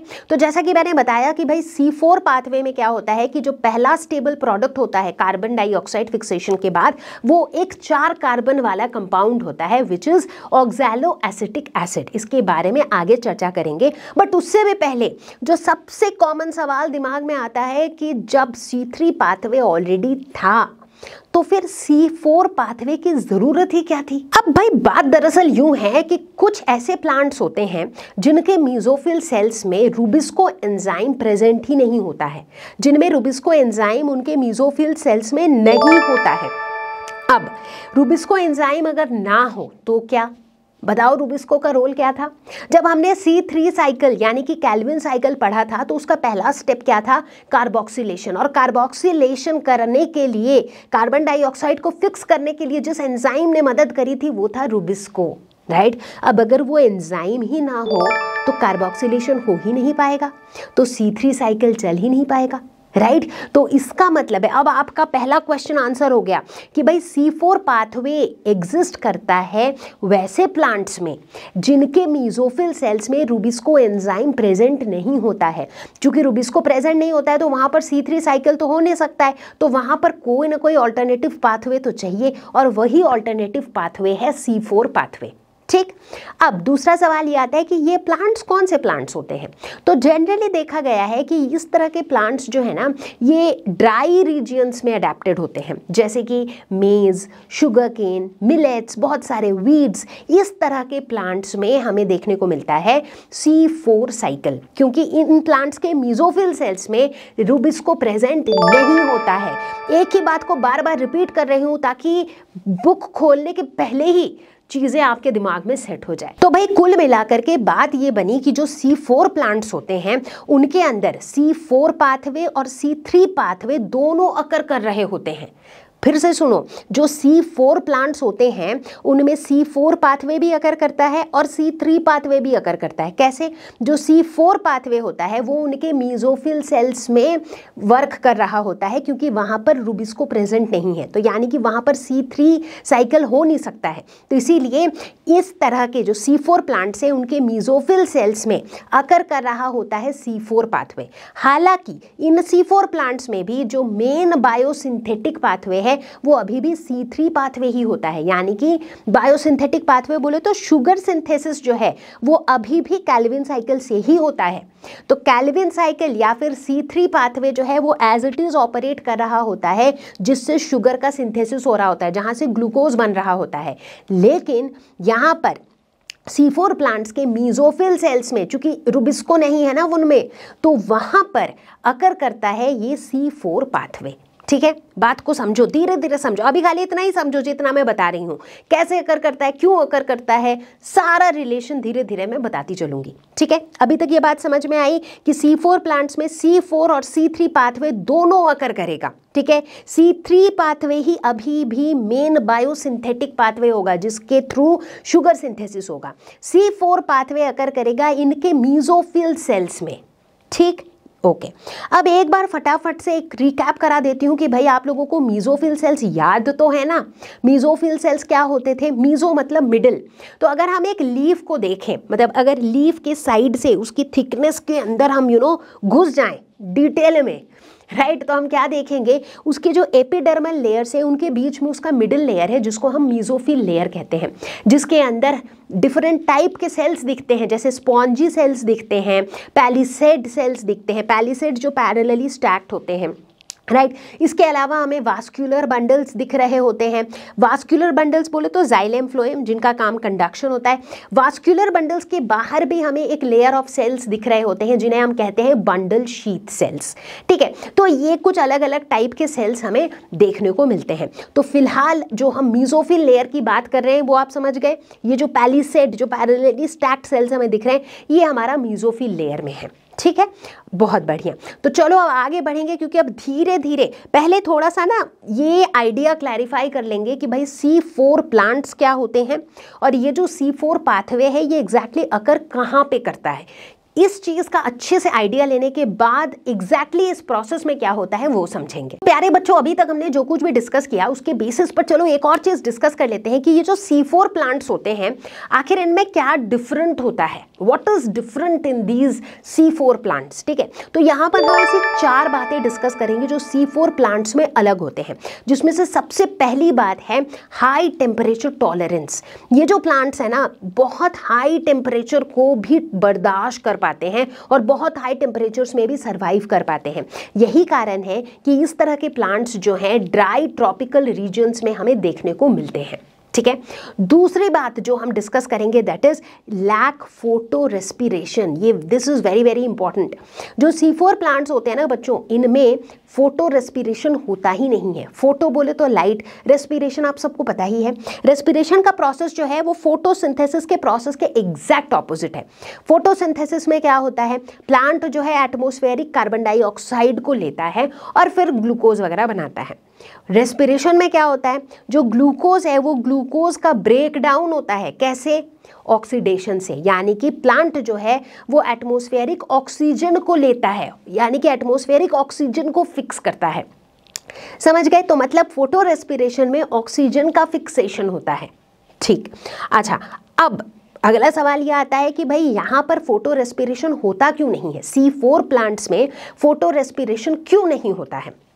इसका जवाब है कि C4 प्लांट्स में देखो क्या होता है कि जो मीजोफिल सेल्स है ना, मीजोफिल सेल्स में कार्बन डाइऑक्साइड का फिक्सेशन होता है। ये प्रोसेस को अच्छे से समझेंगे हम लोग डिटेल में भी, ठीक है। तो मीजोफिल सेल्स में क्या होता है कि कार्बन डाइऑक्साइड फिक्सेशन होता है। कार्बन डाइऑक्साइड फिक्सेशन होने के बाद जो भी हमारा स्टेबल प्रोडक्ट बनता है वो प्रोडक्ट ट्रांसपोर्ट हो जाता है बंडल शीथ सेल्स में, ठीक है। ये C4 पाथवे जब हम समझेंगे तो हम पूरा डिटेल में देखेंगे कि कहाँ पे क्या हो रहा है और कहाँ से क्या ट्रांसपोर्ट हो रहा है। तो अभी बस इस रीजन को बताने के लिए एक थोड़ा सा ओवरव्यू दे रही हूँ, ठीक है। तो क्या हो रहा है यहाँ पे, कार्बन डाइऑक्साइड फिक्सेशन हो रहा है मीजोफिल लेयर में और उसके बाद मीजोफिल सेल्स से कार्बन डाइऑक्साइड फिक्सेशन का जो प्रोडक्ट है वो मूव कर जा रहा है बंडल शीथ सेल्स में, ठीक है। अब बंडल शीथ सेल में मूव कर जाने के बाद वो वहां पे बहुत सारा कार्बन डाइऑक्साइड को रिलीज कर दे रहा है। तो इसका मतलब बंडल शीथ सेल के अंदर ढेर सारा कार्बन डाइऑक्साइड हो गया हर तरफ, है कि नहीं, ढेर सारा कार्बन डाइऑक्साइड हो गया। अब बंडल शीथ सेल के अंदर तो रुबिस्को एंजाइम है, क्योंकि C4 प्लांट्स में क्या होता है कि C4 प्लांट्स के मीजोफिल सेल्स में रुबिस्को प्रेजेंट एब्सेंट होता है, राइट। उसी वजह से तो C4 पाथवे है, राइट, वरना तो C3 से ही काम चल जाता। मीजोफिल लेयर में रुबिस्को मिसिंग होता है लेकिन बंडल शीथ में तो रुबिस्को है। अब बंडल शीथ के अंदर जा करके बहुत सारा कार्बन डाइऑक्साइड रिलीज कर दिया, तो मतलब हर तरफ कार्बन डाइऑक्साइड की अवेलेबिलिटी हो गई। अब रुबिस्को जो हमारा एंजाइम है, मैंने पहले ही बताया था कि इसका ड्यूअल फंक्शन होता है। रुबिस्को का फुल फॉर्म क्या होता है, RUBP कार्बोक्सिलेज ऑक्सीजिनेज। मतलब जरूरत के हिसाब से ये कार्बोक्सिलेज की तरह भी काम कर सकता है, ये ऑक्सीजिनेज की तरह भी काम कर सकता है। बट अब फिलहाल देखो सिचुएशन ऐसा बना दिया गया कि रुबिस्को प्रेजेंट है और रुबिस्को के चारों तरफ कार्बन डाइऑक्साइड ही कार्बन डाइऑक्साइड है। तो ऐसी हालत में रुबिस्को किसकी तरह काम करेगा, कार्बोक्सिलेज की तरह काम करेगा। तो इसीलिए कार्बन डाइऑक्साइड फिक्सेशन कराएगा, राइट, ऑक्सीजन का फिक्सेशन नहीं कराएगा। इसका मतलब रेस्पिरेशन नहीं होगा। तो यही कारण है कि यहाँ पर फोटो रेस्पिरेशन नहीं होता है। अब अगला पॉइंट ये आता है कि ठीक है फोटो रेस्पिरेशन नहीं होता है तो क्या, उससे क्या फर्क पड़ता है, फर्क तो पड़ता है, क्योंकि फोटो रेस्पिरेशन जो है वो फोटोसिंथेसिस का एग्जैक्टली उल्टा प्रोसेस है। राइट। अब रेस्पिरेशन होने में भी तो एनर्जी की जरूरत होगी, एनर्जी का वेस्टेज होगा, राइट। अब यहाँ पर वो प्रोसेस हो ही नहीं रहा है, राइट। तो ये कुछ ऐसे समझ लो, मतलब जस्ट एक लेमैन टर्म्स में एक एनालॉजी देने के लिए समझा रही हूँ कि जैसे मान लो कि आप महीने के 500 रुपये कमा रहे हो, ठीक है, मतलब आई एम अज्यूमिंग आप सारे बच्चे हो, तो अभी आप लोग जॉब नहीं कर रहे हो, अभी आप लोग पढ़ाई कर रहे हो। सो लेट अस से कि आपको हर महीने 500 रुपीज़ पिगी बैंक में मिलते हैं आपके पेरेंट्स से, ठीक है। अब हर महीने आपको 500 रुपये मिल रहे हैं। अब अगर मान लो हर महीने आपको लेट्स से अपनी छोटी बहन को या छोटे भाई को अगर हर महीने आपको 100 रुपये देना हो, तो क्या होगा, हर महीने मिल तो रहा है 500 रुपीज़, बट उसमें से 100 रुपीज़ खर्चा भी तो करना पड़ रहा है, राइट। तो मतलब कहीं ना कहीं आपका जो नेट इनकम है वो तो 400 हो जा रहा है, थोड़ा घट जा रहा है। अब मान लो कुछ ऐसी सिनेरियो हो जाए कि भाई घर में मम्मी या पापा ये रूल बना दे कि भाई तुम्हें अब इस मंथ से अपने छोटे भाई बहन को देने की ज़रूरत नहीं है, उनको भी हम ही दे देंगे। तो उस केस में क्या हुआ, अब आपको मिल 500 ही रहे हैं, बट अब आपको वो 100 रुपये देने नहीं पड़ रहे, तो नेट तो आपका इनकम बढ़ गया, आपके लिए फ़ायदा हो गया। तो यहाँ भी कुछ वैसी कहानी है कि भाई फोटोसिंथेसिस तो यहाँ पे हो रहा है, बट अब यहाँ पे फोटो रेस्पिरेशन नहीं हो रहा है, जिसकी वजह से जो फोटोसिंथेसिस है वो ज़्यादा एफिशिएंटली हो रहा है, राइट, क्योंकि वो वेस्टेज नहीं हो रहा है फोटो रेस्पिरेशन के थ्रू, राइट। तो इसका मतलब फोटोसिंथेसिस यहाँ पर ज़्यादा एफिशिएंट हो रहा है, ठीक है। तो ये था हमारा दूसरा पॉइंट जो कि C4 प्लांट्स में अलग है। तीसरी बात जो C4 प्लांट्स में अलग है वो है ज़्यादा biomass, higher yield of biomass. वो कैसे, अभी मैंने बताया कि C4 प्लांट्स में फोटोसिंथेसिस ज़्यादा एफिशिएंटली होता है। इसका मतलब है कि अगर, और जैसे कि मैंने बताया कि ये प्लांट्स जो है ये जनरली ड्राई रीजन्स में रहते हैं, जो जहाँ पर काफ़ी वार्म होता है, काफ़ी सनी होता है, तो सनलाइट काफ़ी होता है, सनलाइट काफ़ी होता है, तो ये सनलाइट को काफ़ी एफिशिएंटली यूज़ करते हैं फोटोसिंथेसिस के दौरान and convert it into usable energy forms, right. मतलब उस सनलाइट की एनर्जी को ये बहुत ही एफिशिएंटली कन्वर्ट करते हैं into usable forms. As a result जो बायोमास का यील्ड है वो भी काफ़ी ज़्यादा होता है, राइट। तो ये भी एक खासियत थी इनकी। चौथी खास बात जो होती है इन C4 प्लांट्स वो होती है इनकी स्पेशल लीफ एनाटॉमी, जिसे कहा जाता है क्रैन्स एनाटॉमी। तो क्रैन्स एनाटॉमी जो है ये बहुत खास होती है फॉर C4 प्लांट्स। तो अब देखो लीफ के एनाटॉमी में ऐसी कौन कौन सी खास बातें हमें देखने को मिलती है इन C4 प्लांट्स। तो अगर हम C4 प्लांट के लीफ के एनाटॉमी को बड़े ध्यान से देखें तो हम देखते हैं कि यहाँ पर जो बंडल शीथ सेल्स होते हैं उनके मल्टीपल लेयर्स होते हैं। बंडल शीथ सेल्स कहाँ प्रेजेंट होते हैं, वास्कुलर बंडल्स के बाहर जो लेयर ऑफ सेल्स होते हैं, तो उनके यहाँ पर मल्टीपल लेयर्स प्रेजेंट होते हैं। ये पहली चीज़ हमें देखने को मिलती है। दूसरी चीज़, यहाँ पर सेल्स जो है वो काफ़ी कॉम्पैक्टली अरेंज्ड होते हैं, यानी कि इंटरसेल्यूलर स्पेसेस बहुत कम होते हैं। और वहीं अगर हम इसे कंपेयर करें C3 प्लांट्स के साथ, तो C3 प्लांट्स में हम देखते हैं कि जैसे मीजोफिल लेयर में अगर जो स्पॉन्जी सेल्स को आप देखो तो उनके बीच में काफ़ी ज़्यादा इंटरसेल्यूलर स्पेसेस हमें देखने को मिलता है।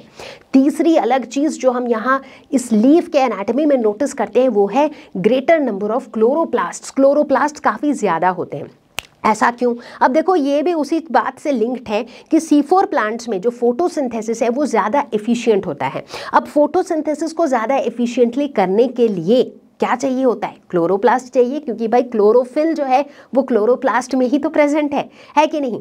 ऊपर से एक खास चीज़ और हम नोटिस करते हैं कि C4 प्लांट्स में ये फोटोसिंथेसिस का जो पूरा प्रोसेस है ये एक ही जगह पे नहीं होता है, एज इन ये पार्टली मीजोफिल सेल्स में होता है और पार्टली बंडल शीथ सेल्स में होता है। जैसा कि हमने बताया कि भाई मीजोफिल सेल्स में इनिशियली कार्बन डाइऑक्साइड फिक्सेशन होता है, उसके बाद जो प्रोडक्ट बनता है वो ट्रांसपोर्ट हो जाता है बंडल शीथ सेल्स में। फिर बंडल शीथ सेल्स में कुछ कुछ चीज़ें होती हैं, C3 साइकिल भी होता है बंडल शीथ सेल्स में, और उसके बाद फिर से जो ट्रांसपोर्टेशन है वो ट्रांसपोर्टेशन कहाँ से कहाँ होता है, बंडल शीथ सेल्स से मीजोफिल सेल्स में। तो बेसिकली मीजोफिल सेल्स भी इन्वॉल्व होते हैं फोटोसिंथेसिस के प्रोसेस में, बंडल शीथ सेल्स भी इन्वॉल्व होते हैं। So overall we see a larger number of chloroplasts present in the leaf of C4 plants. तो चलो C4 प्लांट्स के बारे में हमने काफी कुछ आइडिया ले ही लिया है। इससे पहले कि हम हैच एंड स्लैक पाथवे को डिस्कस करें, फटाफट से देख लेते हैं एक distinction between C3 plants and C4 plants. ठीक है, तो भाई अगर बात करें C4 प्लांट्स की, तो इनके लीव्स में हमें एक स्पेशल एनाटॉमी देखने को मिलती है जिसे हम कहते हैं क्रैन्स एनाटॉमी, जो कि C3 प्लांट्स में मिसिंग होता है। C4 प्लांट्स की बात करें तो यहाँ पर क्लोरोप्लास्ट जो है वो बंडल शीथ सेल्स में भी प्रेजेंट होते हैं। इनफैक्ट इनके लीव की जो स्पेशल एनाटॉमी है उसमें एक बात ये भी होती है कि क्लोरोप्लास्ट ज़्यादा संख्या में होते हैं, ज़्यादा नंबर ऑफ क्लोरोप्लास्ट होते हैं, और यहाँ पर बंडल शीथ सेल्स में भी क्लोरोप्लास्ट होते हैं। क्यों? क्योंकि यहाँ पर बंडल शीथ सेल्स का भी रोल होता है in the process of photosynthesis. ठीक है, दूसरी तरफ C3 प्लांट्स में generally chloroplast bundle sheath sales में नहीं होते हैं। बंडल शीथ सेल्स जो वास्कुलर बंडल्स के आजू बाजू जो सेल्स रहते हैं। ठीक है, मीजोफिल सेल्स, C4 प्लांट्स में mesophyll cells perform only initial fixation. मतलब यहाँ पर C4 प्लांट्स में जो पूरा फोटोसिंथेसिस का प्रोसेस होता है वो ऐसे होता है। शुरुआत का थोड़ा सा प्रोसेस जहाँ पर एटमॉस्फेरिक कार्बन डाइऑक्साइड फिक्स होता है, वो वाला प्रोसेस मीसोफिल सेल्स में होता है। उसके बाद जो है ट्रांसपोर्ट हो जाता है, उसके बाद जो भी प्रोडक्ट बनता है वो ट्रांसपोर्ट हो जाता है बंडल शीथ सेल्स में। फिर बंडल शीथ सेल्स में कुछ प्रोसेसेस होते हैं और उसके बाद फिर से जो प्रोडक्ट रहता है वो फिर से मीसोफिल सेल्स में आ जाता है। राइट, तो मतलब यहाँ पर हम क्या देखते हैं कि जो पूरा जो फोटोसिंथेसिस का प्रोसेस है जिसके अंदर हमारा बहुत सारे स्टेप्स होते हैं, वो सारे स्टेप्स एक ही जगह पे नहीं होते हैं। कुछ स्टेप्स मीजोफिल सेल्स में होते हैं, कुछ स्टेप्स बंडल शीथ सेल्स में होते हैं। दूसरी तरफ अगर C3 प्लांट्स की बात करें तो यहाँ पर मीजोफिल सेल्स में एंटायर फोटोसिंथेसिस का प्रोसेस होता है। तो अगर C3 साइकिल को याद करो, कैल्विन साइकिल को याद करो, तो उसमें 3 मेजर स्टेप्स होते थे, कार्बोक्सिलेशन, रिडक्शन और रीजेनरेशन, और ये तीनों ही स्टेप्स जो है वहां पर मीजोफिल सेल्स में होते हैं, इसीलिए वहां पे बंडल शीथ सेल्स का कुछ खास रोल नहीं होता है। ठीक है, इसके बाद C4 प्लांट्स की बात करें तो ये कॉम्पैक्ट होते हैं, इनमें इंटरसेल्यूलर स्पेसिस इतना नहीं होता है, 2 सेल्स के बीच में इतनी स्पेसिंग नहीं होती है। दूसरी तरफ C3 प्लांट्स में इंटरसेल्यूलर स्पेसिस प्रेजेंट होते हैं। ठीक है, C4 plants more efficient in photosynthesis और ये लेस एफिशिएंट होते हैं। अब यहाँ पर वही सवाल आता है कि ऐसा क्यों होता है? क्योंकि C4 प्लांट्स में जो है फोटो रेस्पिरेशन नहीं होता है। फोटो रेस्पिरेशन चूंकि नहीं होता है तो इसीलिए ATP का वो वेस्टेज बच जाता है, तो एज अ रिजल्ट हमारा जो फोटोसिंथेसिस है वो ज़्यादा एफिशिएंट हो जाता है। ठीक है, एंड यहाँ पर C3 प्लांट्स में ऐसा नहीं होता है। C3 प्लांट्स में क्या होता है कि जैसे ही स्टोमेटा क्लोज हो गया, स्टोमेटा जैसे ही बंद हो गया तो क्या होता है, कार्बन डाइऑक्साइड का एक्सचेंज बंद हो जाता है, बिकॉज एक्सचेंज ऑफ गैसेस बंद हो जाता है। तो उस केस में क्या हो जाता है, अंदर का जो रुबिस्को एंजाइम है ना, वो कार्बोक्सिलेज की तरह काम करने के बजाय ऑक्सीजनेज की तरह काम करने लगता है। ठीक है, तो वहां पर क्या शुरू हो जाता है, रेस्पिरेशन शुरू हो जाता है, जो कि फोटोसिंथेसिस का एग्जैक्टली ऑपोजिट प्रोसेस है। तो इस तरीके से ये थोड़ा लेस एफिशिएंट होता है। ठीक, ऐसे भी ये सारी बातें हम डिटेल में पूरे वीडियो के अंदर डिस्कस करते चलेंगे, तो कहीं पर भी आप ऐसा मत समझो कि इसको मैंने डिटेल में नहीं बताया। डिटेल में हर कुछ मैं बताऊंगी, जैसे जैसे वो टॉपिक आएगा वैसे वैसे उस टॉपिक को मैं डिटेल में बताऊंगी। ठीक है, तो इस तरीके से C4 और C3 प्लांट्स का डिस्टिंक्शन क्लियर हो गया। अब जब हम हैच एंड स्लैक पाथवे समझेंगे तो हमें चीज़ों को समझने में, चीज़ों को रिलेट करने में बहुत ज़्यादा आसानी होगी। ठीक है, so I think that is it. अब आगे बढ़ेंगे, हैच एंड स्लैक पाथवे को समझेंगे, बट उससे पहले मैं उन सभी सोए हुए बच्चों को जगाना चाहूंगी। सोए हुए बच्चे वो नहीं जो मेरी वीडियो देखते देखते सो रहे होंगे। आई गेस ऐसा कोई बच्चा कभी नहीं होता होगा जो मेरी वीडियो देखते देखते सो रहा होता होगा, फिर तो वो मेरे लिए बहुत बड़ा डिसअपॉइंटमेंट होगा। मैं उन बच्चों की बात कर रही हूँ जो बच्चे शायद अभी भी अपनी पढ़ाई शुरू ना किए हों, क्योंकि हर साल का ये एक्सपीरियंस रहता है कि जैसे ही एग्ज़ाम सर पे होता है, एग्ज़ाम के 15 दिन पहले, 20 दिन पहले, 1 महीने पहले ऐसे मैसेजेस आने शुरू हो जाते हैं चैनल पर, ऐसे ईमेल्स आने शुरू हो जाते हैं कि मैम मैंने कुछ नहीं पढ़ा है, अब क्या कर सकते हैं अगले 1 महीने में, 15 दिन बचे हैं एग्ज़ाम्स के, मैंने कुछ तैयारी नहीं की है, अब मैं क्या क्या पढ़ लूँ, कुछ इंपॉर्टेंट बता दो, कैसे तैयारी कर लूँ, क्या मैं पास हो सकता हूँ, क्या मेरे 80% आ सकते हैं। तो इस तरह की सारी क्वेरीज की बौछार आ जाती है जैसे ही एग्ज़ाम सर पे होता है। और मैं हरगिज़ नहीं चाहती कि आप में से भी किसी के साथ यही एक्सपीरियंस हो, क्योंकि जब एग्ज़ाम बहुत पास आ जाता है और हमारी तैयारी बिल्कुल ना के बराबर रहती है तो हमें टेंशन तो हो रही होती ही है, इससे हमारे मेंटल हेल्थ पे बहुत ज़्यादा इम्पैक्ट पड़ता है। हम बहुत ज़्यादा स्ट्रेस्ड आउट फील करते हैं, बहुत ही ज़्यादा उस समय इतनी टेंशन हो जाती है कि रात में नींद नहीं आ रही होती है। हम मतलब एकदम वो बहुत ही ऐसी स्थिति रहती है कि उस समय हम जो पढ़ भी रहे होते हैं ना उसको अच्छे से ग्रास्प भी नहीं कर पाते हैं। तो सवाल ये उठता है कि ऐसे सिचुएशन में जाना ही क्यों है, राइट। तो इसीलिए समय रहते मैं आप लोगों को ये याद दिलाना चाहती हूँ बच्चों कि समय बीतते समय नहीं लगता, राइट। कैसे जुलाई से अगस्त, अगस्त से सितंबर, अक्टूबर, नवंबर, दिसंबर और जनवरी आ जाएगा आपको पता ही नहीं चलेगा। और जनवरी वो वाला टाइम है जब ऐसा फील होने लगता है कि एग्ज़ाम सर पे है, क्योंकि आपके बोर्ड्स पास में होते हैं, आपके बोर्ड के एग्ज़ाम, स्कूल के एग्ज़ाम सब कुछ काफ़ी करीब हो जाते हैं, राइट। तो इसीलिए आप सभी को याद दिलाना चाहूँगी, स्पेशली उन बच्चों को जो अभी सीरियसली पढ़ाई नहीं कर रहे हैं, ये सोच के कि कल कर लेंगे, फिर कल सोचेंगे कल कर लेंगे, फिर कल कल कल कल, और वो कल कभी नहीं आएगा। तो इसीलिए बच्चों अगर आप नहीं चाहते हो कि लास्ट मिनट आपको वही टेंशन, वही स्ट्रेस झेलना पड़े, तो मैं आप सभी से ये सजेस्ट करूँगी कि आज के आज ही ये प्रण लो कि आप अपने कल को आज में बदलोगे। आज से हर दिन क्या जो भी आप 1 घंटा पढ़ना चाहते हो, 2 घंटा पढ़ना चाहते हो, जो भी करना चाहते हो, बट रेगुलरली पढ़ाई करनी शुरू करो। वीकली टारगेट्स अपने मीट करो। प्रोक्रेस्टिनेट बिल्कुल मत करो, बाद में कर लूँगा इस चक्कर में बिल्कुल मत फंसो, ठीक है। सो चलो इसी जोश के साथ, जोश को तो बनाए रखना है भाई, अभी चैप्टर में काफ़ी इंपॉर्टेंट चीज़ें बची हुई हैं, तो चलो पूरे जोश के साथ आगे बढ़ते हैं और देखते हैं हैच एंड स्लैक पाथवे में क्या होता है। तो बच्चों C4 प्लांट्स के बारे में जितनी जानकारी हमें होनी चाहिए थी उतनी जानकारी हमें हो चुकी है, and I think we are all set to learn the process of Hatch and Slack pathway, ठीक है। तो सबसे पहले देखते हैं कि हैच एंड स्लैक पाथवे में कौन कौन से स्टेप्स होते हैं। तो अब देखो कुछ चीज़ें तो यहाँ पर भी वही होती हैं जो कैल्विन साइकिल में होती है, जैसे कि यहाँ पर भी कार्बोक्सिलेशन होता है, यहाँ पर भी रिडक्शन होता है, यहाँ पर भी रीजनरेशन होता है, लेकिन यहाँ पर कुछ एडिशनल चीज़ें भी होती हैं, ठीक है।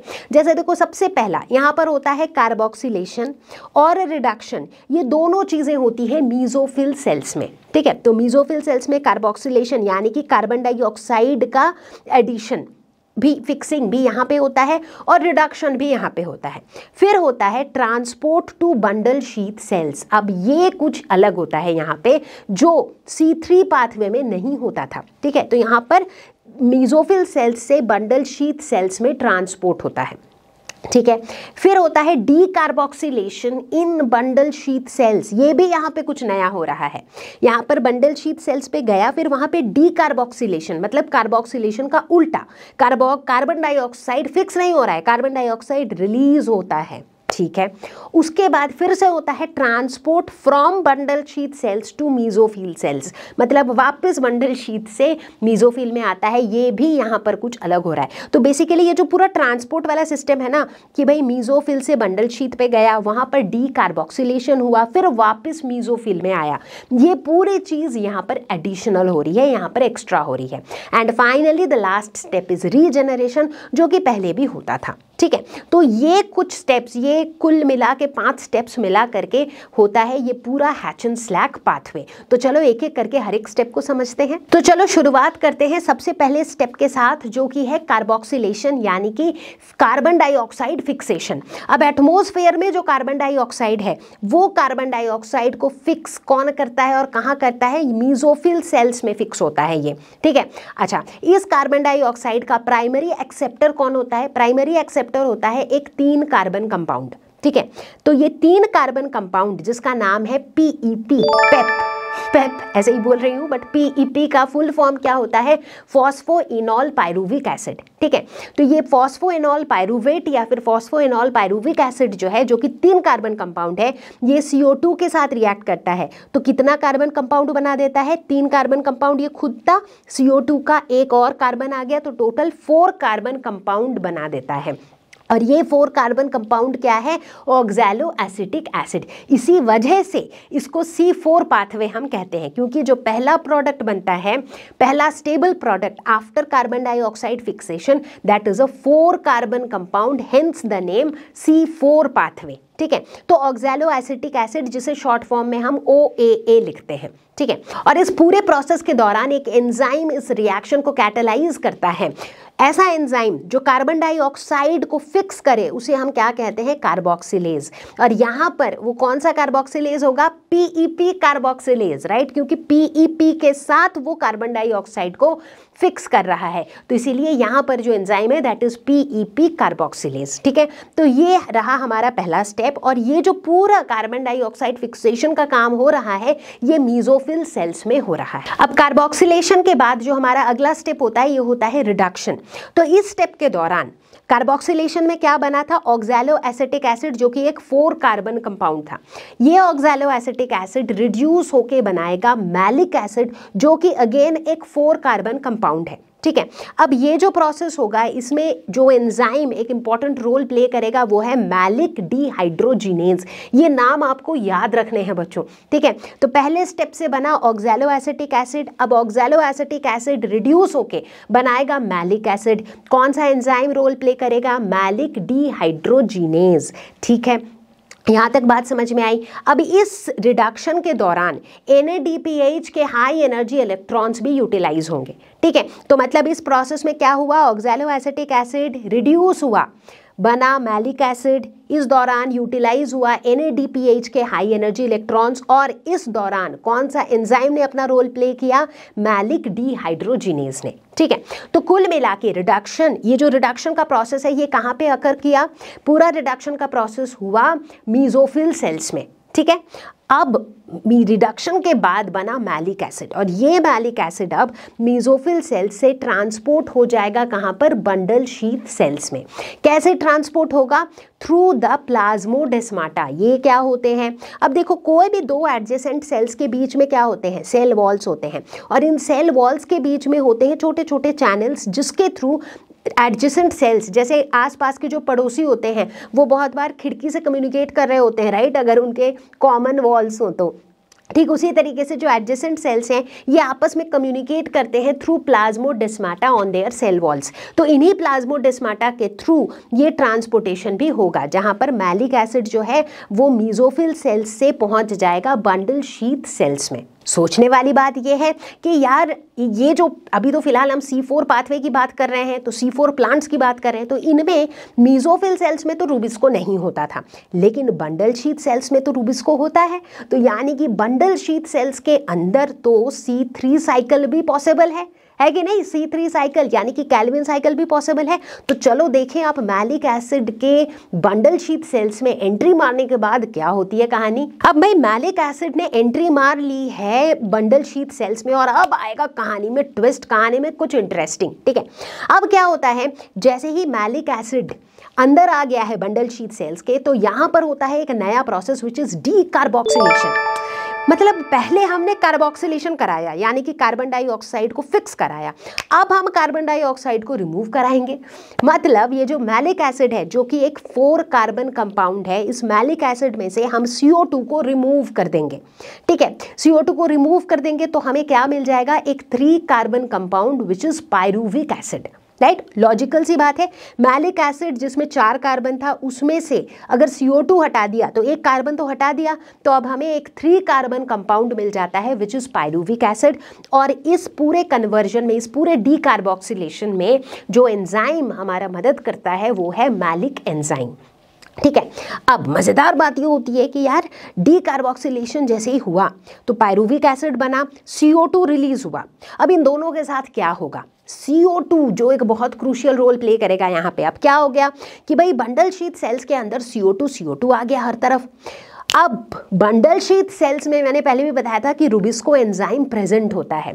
अब रुबिस्को को दिख रहा है हर तरफ CO2। अब रुबिस्को जो कि कार्बोक्सिलेज की तरह भी काम कर सकता है और ऑक्सीजनेज की तरह भी काम कर सकता है, जैसे ही उसको हर तरफ कार्बन डाइऑक्साइड दिखता है तो वो किसकी तरह काम करेगा, कार्बोक्सिलेज की तरह काम करेगा। तो रुबिस्को अपना कार्बोक्सिलेशन का काम चालू कर देता है। जैसे ही रुबिस्को अपने काम में लग जाता है तो शुरू हो जाता है C3 पाथवे, या फिर जिसे हम कहते हैं कैल्विन साइकिल। ठीक है, तो बच्चों बात को समझो बहुत गहराई से कि यहाँ पर भी जो C4 प्लांट्स हैं उन C4 प्लांट्स में भी C3 साइकिल हो रहा है। शुगर का जो सिंथेसिस है, ग्लूकोज जो सिंथेसाइज हो रहा है, वो इसी C3 साइकिल से हो रहा है। इसीलिए इस टॉपिक के शुरुआत में मैंने बताया था कि C4 प्लांट्स में भी C3 साइकिल जो है, C3 पाथवे जो है, वही मेन बायोसिंथेटिक पाथवे है, क्योंकि इसी C3 साइकिल से शुगर का सिंथेसिस हो रहा है। ठीक है, यहाँ पे अंतर क्या है, C3 प्लांट्स के केस में जब ये C3 साइकिल हो रहा था या फिर कैल्विन साइकिल हो रहा था तो वो कार्बन डाइऑक्साइड हमें डायरेक्टली एटमॉस्फेरिक कार्बन डाइऑक्साइड से मिल रहा था, क्योंकि उनके केस में रुबिस्को प्रेजेंट था तो एटमॉस्फेरिक कार्बन डाइऑक्साइड को रुबिस्को ही डायरेक्टली फिक्स कर दे रहा था और कैल्विन साइकिल हो जा रहा था। इन C4 प्लांट्स के केस में सिचुएशन थोड़ा सा अलग है, क्योंकि इन प्लांट्स के मीजोफिल सेल्स में रुबिस्को प्रेजेंट ही नहीं है। राइट, तो इसी वजह से इतना तामझाम हुआ। इसी वजह से क्या हुआ कि पहले एटमॉस्फेरिक कार्बन डाइऑक्साइड को फिक्स किया गया मीजोफिल सेल्स में, फिर वो ट्रांसपोर्ट हुआ बंडल शीथ सेल्स में, फिर उसका डीकार्बोक्सिलेशन हुआ, क्योंकि अगर डीकार्बोक्सिलेशन ना होता तो फिर रुबिस्को जागता कैसे, क्योंकि रुबिस्को को जागने के लिए तो कार्बन डाइऑक्साइड चाहिए ना उसके आसपास। राइट, फिर उसका डीकार्बोक्सिलेशन हुआ, तब जाके रुबिस्को जागा और इस तरीके से कार्बन डाइऑक्साइड मिला फॉर द कैल्विन साइकिल। ठीक है, अब अंतर समझ में आ गया C3 प्लांट्स और C4 प्लांट्स में। आई होप समझ में आ गया होगा। दिस इज वेरी क्रूशियल बच्चों, रट के कुछ नहीं होने वाला है, ये चीज आपको समझ में आनी चाहिए। ठीक है, तो यहाँ पर इस तरीके से, तो फिलहाल वापस आते हैं इसी स्टेप में। डीकार्बोक्सिलेशन हुआ, डीकार्बोक्सिलेशन होने से हमें दो चीजें मिली, CO2 मिला जिससे कैल्विन साइकिल चालू हो गया, पायरुविक एसिड मिला। अब ये पायरुविक एसिड का क्या होगा, ये पायरुविक एसिड वापस ट्रांसपोर्ट बैक हो जाएगा इनटू द मीजोफिल सेल्स। ठीक है, तो पायरुविक एसिड जो कि 3 कार्बन कंपाउंड है, ये वापस प्लाज्मोडेस्माटा के थ्रू वापस चला जाएगा कहां पर, मीजोफिल सेल्स में। तो अब हम आ पहुंचे हैं हैच एंड स्लैक पाथवे के आखिरी स्टेप में, जो कि है रीजनरेशन। अब सवाल ये उठता है कि ये जो पायरुविक एसिड बना, ये पायरुविक एसिड वापस आ गया कहां पर, मीजोफिल सेल्स में। अब ये पायरुविक एसिड के साथ क्या होगा, तो इस पायरुविक एसिड के साथ होगा फॉस्फोरिलेशन, यानी कि इसमें फॉस्फेट ग्रुप ऐड होगा। फॉस्फेट ग्रुप ऐड होने का मतलब ही है इस स्टेप में ATP यूटिलाइज होने वाला है। राइट, क्योंकि यार ATP के पास ट्राई फॉस्फेट ग्रुप है, 3 फॉस्फेट ग्रुप्स है, तो उसमें से एक आधा लोग ले ही लेते हैं, कोई टेंशन नहीं है ना। तो भाई ये पायरुविक एसिड अब ATP के साथ रिएक्ट करेगा, उसका एक फॉस्फेट ग्रुप खुद ले लेगा और बना देगा PEP, that is phosphoenol pyruvic acid. अब ध्यान देने वाली बात है यार कि ये PEP फिर से जाना पहचाना सा कोई लग रहा है, PEP से ही तो प्रोसेस की शुरुआत हुई थी। याद करो, जो शुरुआत का स्टेप था carboxylation, hatch and Slack pathway में कार्बोक्सिलेशन मीजोफिल सेल्स में हुआ था, और कार्बोक्सिलेशन के दौरान एटमॉस्फेरिक कार्बन डाइऑक्साइड का प्राइमरी एक्सेप्टर कौन था, PEP ही तो था। राइट, तो इसीलिए इस स्टेप को रीजनरेशन कह रहे हैं हम लोग, क्योंकि वापस से वही कंपाउंड रीजनरेट हो गया जो हमारा प्राइमरी CO2 एक्सेप्टर था। ठीक है, तो इस तरीके से बच्चों हमने हैच एंड स्लैक पाथवे, या फिर जिसे हम C4 पाथवे भी कहते हैं, उसके हर एक स्टेप को कर लिया है अच्छे तरीके से कवर। हालांकि इसके बाद करेंगे एक शानदार रिकैप। तो मेरे प्यारे बच्चों, I think we are all set to go through a quick recap of Hatch and Slack pathway. Right, process को तो पूरा देख ही लिया है स्टेप बाय स्टेप, एक बार पूरे चीजों का ओवरव्यू देख लेते हैं एक साथ। ठीक है, so this is my mesophyll cell and this is my bundle sheath. ठीक है, सो दोनों को दो अलग अलग शेड्स ऑफ ग्रीन में रखा है मैंने, ताकि कंफ्यूजन ना हो। तो ये है मीजोफिल और ये है बंडल शीथ। ठीक है, अच्छा यहाँ पर हमने क्या देखा, पूरा प्रोसेस जो है वो दोनों में बटा हुआ है। राइट, शुरुआत का कार्बन डाइऑक्साइड फिक्सेशन होता है कहाँ पे, मीजोफिल सेल में। तो देखो, जो एटमॉस्फेरिक कार्बन डाइऑक्साइड है उसको वो किसके साथ रिएक्ट करता है, phosphoenol pyruvate, that is PEP।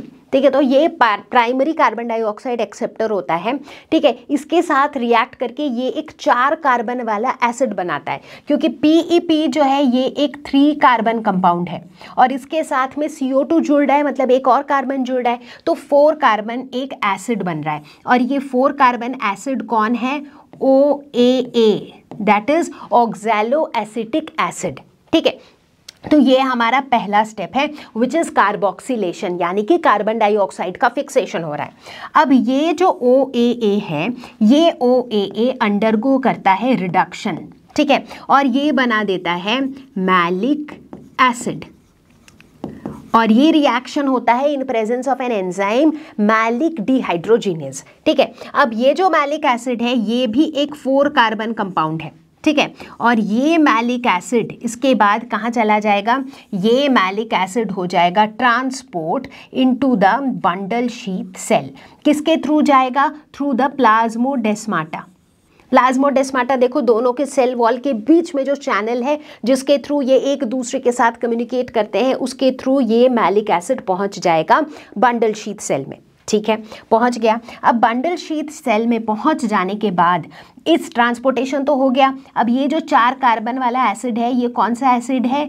ये है मैलिक एसिड, ठीक है। अब ये मैलिक एसिड अंडरगो करेगा डीकार्बोक्सिलेशन। सो डीकार्बोक्सिलेशन अंडरगो करके ये क्या बनाएगा? डीकार्बोक्सिलेशन मतलब कार्बन डाइऑक्साइड का रिमूवल। तो डीकार्बोक्सिलेशन के बाद एक तो CO2 निकल जाएगा और साथ में एक 3 कार्बन वाला एसिड बन जाएगा विच इज पायरुविक एसिड, ठीक है। ये जो CO2 है, ये CO2 क्या करेगा? अब भाई बंडल शीथ सेल के अंदर बहुत सारा CO2 आ गया और बंडल शीथ सेल में कौन प्रेजेंट है? रूबिस्को प्रेजेंट है। तो क्या होगा? इस CO2 से एक नए सिरे से कैल्विन साइकिल चालू हो जाएगा, राइट। तो कैल्विन साइकिल के थ्रू ग्लूकोज सिंथेसिस होता रहेगा, राइट। तो यहाँ पर भी जो मेन बायोसिंथेटिक पाथवे है जिससे शुगर सिंथेसाइज होता है, that is still the Calvin cycle. अब आप पूछोगे तो ये बचा हुआ पायरुविक एसिड का क्या हुआ? ये वापस ट्रांसपोर्ट हो जाएगा कहाँ पर? ये वापस ट्रांसपोर्ट हो जाएगा मीजोफिल सेल में, ठीक है। तो मीजोफिल सेल में ये जो 3 कार्बन वाला एसिड है, ये कौन सा एसिड है? ये है पायरुविक एसिड। और ये पायरुविक एसिड अंडरगो करेगा रीजेनरेशन, यानी कि इसका हो जाएगा फॉस्फोरिलेशन, इसमें फॉस्फेट ग्रुप ऐड हो जाएगा। कैसे? ये ATP के साथ रिएक्ट करेगा और इसमें जब एक फॉस्फेट ग्रुप ऐड हो जाएगा तो ये बन जाएगा फॉस्फोइनॉल पायरुवेट और इस तरीके से ये रीजेनरेट कर जाएगा, ठीक है। तो ये हो गया हमारा ये पूरा प्रोसेस। तो चलो बच्चों, अब हम आ पहुंचे हैं इस लेसन के आखिरी टॉपिक पर जो कि है फैक्टर्स अफेक्टिंग फोटोसिंथेसिस। अब फोटोसिंथेसिस का जो रेट है, कितनी तेजी से फोटोसिंथेसिस होगा, ये कई फैक्टर्स पर डिपेंडेंट होते हैं। अब ये फैक्टर्स इंटरनल भी हो सकते हैं और एक्सटर्नल भी हो सकते हैं, राइट। मतलब प्लांट्स के अंदर भी हो सकते हैं, प्लांट्स के बाहर भी हो सकते हैं। कुछ ऐसे फैक्टर्स जिनको हम अभी डिस्कस करने वाले हैं वो हैं light, temperature, carbon dioxide concentration and water. तो भाई सबसे पहले डिस्कस करेंगे सबसे पहला फैक्टर जो कि है लाइट। अब रेट ऑफ फोटोसिंथेसिस और लाइट पे डिपेंडेंस अगर इनको हम देखते हैं तो हम नोटिस करते हैं कि जैसे जैसे लाइट की इंटेंसिटी बढ़ती है वैसे वैसे फोटोसिंथेसिस का रेट भी बढ़ता है, राइट। हमें तो पता ही है कि भाई फोटोसिंथेसिस नाम से ही पता चलता है लाइट डिपेंडेंट एक प्रोसेस है। तो लाइट की इंटेंसिटी जितनी ज़्यादा, रेट ऑफ फोटोसिंथेसिस उतनी ज़्यादा, लेकिन ये जो इंक्रीज है एक पॉइंट तक ही होता है। एक सर्टेन पॉइंट पे पहुंचने के बाद भले ही लाइट की इंटेंसिटी तो बढ़ रही है लेकिन फोटोसिंथेसिस का रेट नहीं बढ़ रहा है, राइट। और ये ग्राफ भी हमें यही कहानी बता रही है। देखो शुरुआत में तो बिल्कुल यूं बढ़ता चला जा रहा है भाई, जैसे जैसे लाइट की इंटेंसिटी बढ़ी वैसे वैसे रेट ऑफ फोटोसिंथेसिस बढ़ा है, लेकिन एक पॉइंट के बाद देखो ग्राफ जो है वो स्टैग्नेंट हो गया है। अब सबसे बड़ा सवाल, ऐसा क्यों हुआ? उस एक पॉइंट के बाद लाइट की इंटेंसिटी बढ़ने के बावजूद भी फोटोसिंथेसिस का रेट क्यों नहीं बढ़ा, है ना। तो अब यहाँ पर आता है एक बहुत ही इंपॉर्टेंट कॉन्सेप्ट। अब देखो क्या होता है, शुरुआत में जब लाइट की इंटेंसिटी बहुत कम है, बिल्कुल शुरुआत में, तो रेट ऑफ फोटोसिंथेसिस लाइट की इंटेंसिटी से बिल्कुल डायरेक्टली प्रोपोर्शनल था। जैसे जैसे लाइट की इंटेंसिटी बढ़ी फोटोसिंथेसिस भी उतनी तेजी से हो रहा है। बट फोटोसिंथेसिस जब होते जा रहा है तो क्या हो रहा है, और भी बहुत चीजें हो रही है। जैसे अब फोटोसिंथेसिस होते जा रहा है तो कार्बन डाइऑक्साइड तो यूज होते जा रहा है, राइट। तो इसका मतलब प्लांट के पास कार्बन डाइऑक्साइड का भी उतना स्टॉक तो होते रहना चाहिए ना भाई, कि फोटोसिंथेसिस मतलब बढ़ते ही रहे। तो जब लाइट की इंटेंसिटी एक पॉइंट पे रीच कर जाती है, हो सकता है कि कार्बन डाइऑक्साइड का ही उतना कॉन्सेंट्रेशन ना बचा हो कि फर्दर फोटोसिंथेसिस का रेट बढ़ सके। हो सकता है कि टेम्परेचर तब तक में इतना बढ़ गया हो कि बहुत सारे एंजाइम्स जिनका रोल है फोटोसिंथेसिस में वो डीनेचर हो गए हो, क्योंकि एंजाइम्स जो हैं सर्टेन टेम्परेचर के बाद वो एंजाइम्स एक्टिवेटेड नहीं रहते, वो डीएक्टिवेट हो जाते। तो हो सकता है वो एंजाइम्स अब डीनेचर हो गए हो, राइट। ऐसा भी हो सकता है कि एक सर्टेन टाइम तक फोटोसिंथेसिस होने के बाद अब प्लांट के पास इनफ क्लोरोफिल नहीं है for photosynthesis to take place, क्योंकि फोटोसिंथेसिस होने के लिए सिर्फ लाइट का होना काफ़ी नहीं है, लाइट को कैप्चर करने वाले जो पिगमेंट्स हैं उनका होना भी ज़रूरी है, कार्बन डाइऑक्साइड का होना भी ज़रूरी है, राइट, एंजाइम्स का होना भी ज़रूरी है। तो ये जो हम नोटिस करते हैं कि एक पॉइंट के बाद लाइट की इंटेंसिटी बढ़ने के बावजूद भी रेट ऑफ फोटोसिंथेसिस नहीं बढ़ता है, वो इसीलिए होता है क्योंकि ये जो बाकी फैक्टर्स हैं ना, ये सारे फैक्टर्स तब लिमिटिंग फैक्टर्स बन जाते हैं, क्योंकि इनमें से कोई ना कोई चीज़ कम पड़ जाती है जिसके वजह से वो प्रोसेस कंटिन्यू नहीं हो पाता है। तो चलो अब अगला फैक्टर देखते हैं, विच इज टेम्परेचर। ठीक है, तो बच्चों हम नोटिस करते हैं कि जब लाइट की इंटेंसिटी कम होती है, जैसा कि मैंने पिछले फैक्टर में भी बताया था कि जब लाइट की इंटेंसिटी कम होती है उस टाइम पर फोटोसिंथेसिस का जो रेट है वो डायरेक्टली प्रोपोर्शनल होता है लाइट की इंटेंसिटी के साथ। जैसे जैसे लाइट की इंटेंसिटी बढ़ती रहती है वैसे वैसे रेट ऑफ फोटोसिंथेसिस भी बढ़ते रहता है। ठीक है, अगर टेम्परेचर मॉडरेट है, अगर उस दौरान टेम्परेचर मॉडरेट है, ना तो बहुत कम है ना तो बहुत ज़्यादा है, तो ऐसे सिचुएशन में तो लो लाइट इंटेंसिटीज़ में हम देखते हैं कि रेट ऑफ फोटोसिंथेसिस टेम्परेचर से ऑलमोस्ट इंडिफरेंट होता है, मतलब टेम्परेचर के चेंजेस से बहुत ज़्यादा फर्क हमें देखने को नहीं मिलता है। लेकिन जैसे जैसे लाइट की इंटेंसिटी बढ़ते रहती है वैसे वैसे हम क्या नोटिस करते हैं कि टेम्परेचर का जो रोल है ना वो ज़्यादा होने लगता है, मतलब फोटोसिंथेसिस का जो रेट है वो टेम्परेचर पे धीरे धीरे ज़्यादा डिपेंड करने लगता है। ठीक है, तो चलो हम लोग देखते हैं रेट ऑफ फोटोसिंथेसिस और टेम्परेचर के ग्राफ को। तो इस ग्राफ को अगर हम ध्यान से देखें तो लोअर टेम्परेचर्स पे हम क्या देखते हैं कि जैसे जैसे टेम्परेचर, जब टेम्परेचर का रेंज कम है, बहुत कम है, तो उस टाइम पर रेट ऑफ फोटोसिंथेसिस में बहुत ज़्यादा वेरिएशन देखने को नहीं मिल रहा है।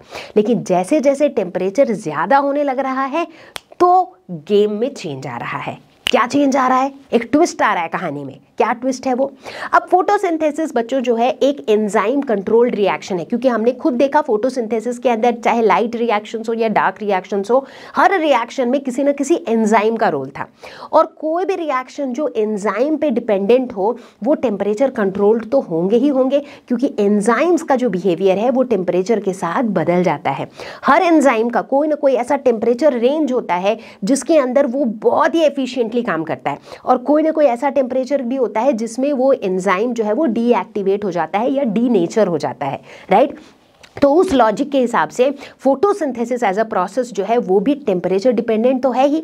तो इसीलिए हम नोटिस क्या करते हैं कि मोस्ट ऑफ द एंजाइम्स जिनकी ज़रूरत पड़ती है फोटोसिंथेसिस के प्रोसेस में, ये बहुत ज़्यादा एफिशिएंटली काम करते हैं एक स्पेसिफिक टेम्परेचर रेंज पे, और उसे हम कहते हैं टेम्परेचर ऑप्टिमम या फिर ऑप्टिमम टेम्परेचर। और ये जो ऑप्टिमम टेम्परेचर है रेंज है ये रफली 25 degree Celsius to 35 degree Celsius है। हालांकि ये वैरी करता है from one plant species to another based on their habitat, अलग अलग हैबिटेट के हिसाब से या फिर अलग अलग प्लांट स्पीशीज में ये जो ऑप्टिमम टेम्परेचर रेंज है ये भी थोड़ा बहुत चेंज होते रहता है। But if you look at the graph तो आप क्या देख सकते हो कि इस ग्राफ में देखो जब लोअर टेम्परेचर्स थे तो रेट ऑफ फोटोसिंथेसिस बहुत धीरे धीरे बढ़ रहा था with increase in temperature, but जैसे ही टेम्परेचर थोड़ा ज़्यादा बढ़ने लग गया तो सडनली आप देखो देयर इज अ स्पाइक। एक पॉइंट है जहाँ पर rate of photosynthesis is maximum, वो जो मैक्सिमम वाला पॉइंट है वो डिनोट करता है ऑप्टिमम टेम्परेचर वाला रेंज, मतलब वो टेम्परेचर का रेंज है जब फोटोसिंथेसिस में जो एंजाइम्स रोल प्ले करते हैं वो एंजाइम सबसे ज़्यादा एफिशिएंटली काम करते हैं। और उसके बाद देखो वापस से रेट ऑफ फोटोसिंथेसिस का ग्राफ नीचे की तरफ आ रहा है। क्यों? क्योंकि उस एक टेम्परेचर रेंज के बियॉन्ड जाके इनमें से काफ़ी एंजाइम्स धीरे धीरे डीनेचर होने लग जाते हैं, राइट। तो वो एंजाइम्स फिर काम नहीं करते हैं, एंजाइम्स काम नहीं करते हैं तो फोटोसिंथेसिस का रेट तो गिरना ही है। इवेंचुअली गिरते गिरते शायद फोटोसिंथेसिस का रेट फिर बढ़ना ही बंद हो जाएगा, because those enzymes will not be working. ठीक है, सो आई होप इस ग्राफ के हेल्प से आप लोग समझ पाए होंगे कि किस तरीके से रेट ऑफ फोटोसिंथेसिस टेम्परेचर के साथ साथ बदलता है। अब डिस्कस करेंगे हम हमारे तीसरे फैक्टर का, विच इज वाटर। अब जब वाटर नहीं होता है तो हम देखते हैं कि रेट ऑफ फोटोसिंथेसिस जो है ये एडवर्सली इफेक्ट होता है, यानी कि वाटर कम तो रेट ऑफ फोटोसिंथेसिस भी कम। अब आपका सवाल यही आएगा कि ऐसा क्यों? क्योंकि जब पानी कम होता है, जब किसी भी प्लांट में पानी कम होता है तो स्टोमेटा जो है वो खुद को क्लोज्ड ही रखना पसंद करते हैं। स्टोमेटा क्या होते हैं? बहुत टाइनी पोर्स जो प्लांट के लीव्स में प्रेजेंट होते हैं। ठीक है, स्टोमेटा का पानी के साथ क्या कनेक्शन है?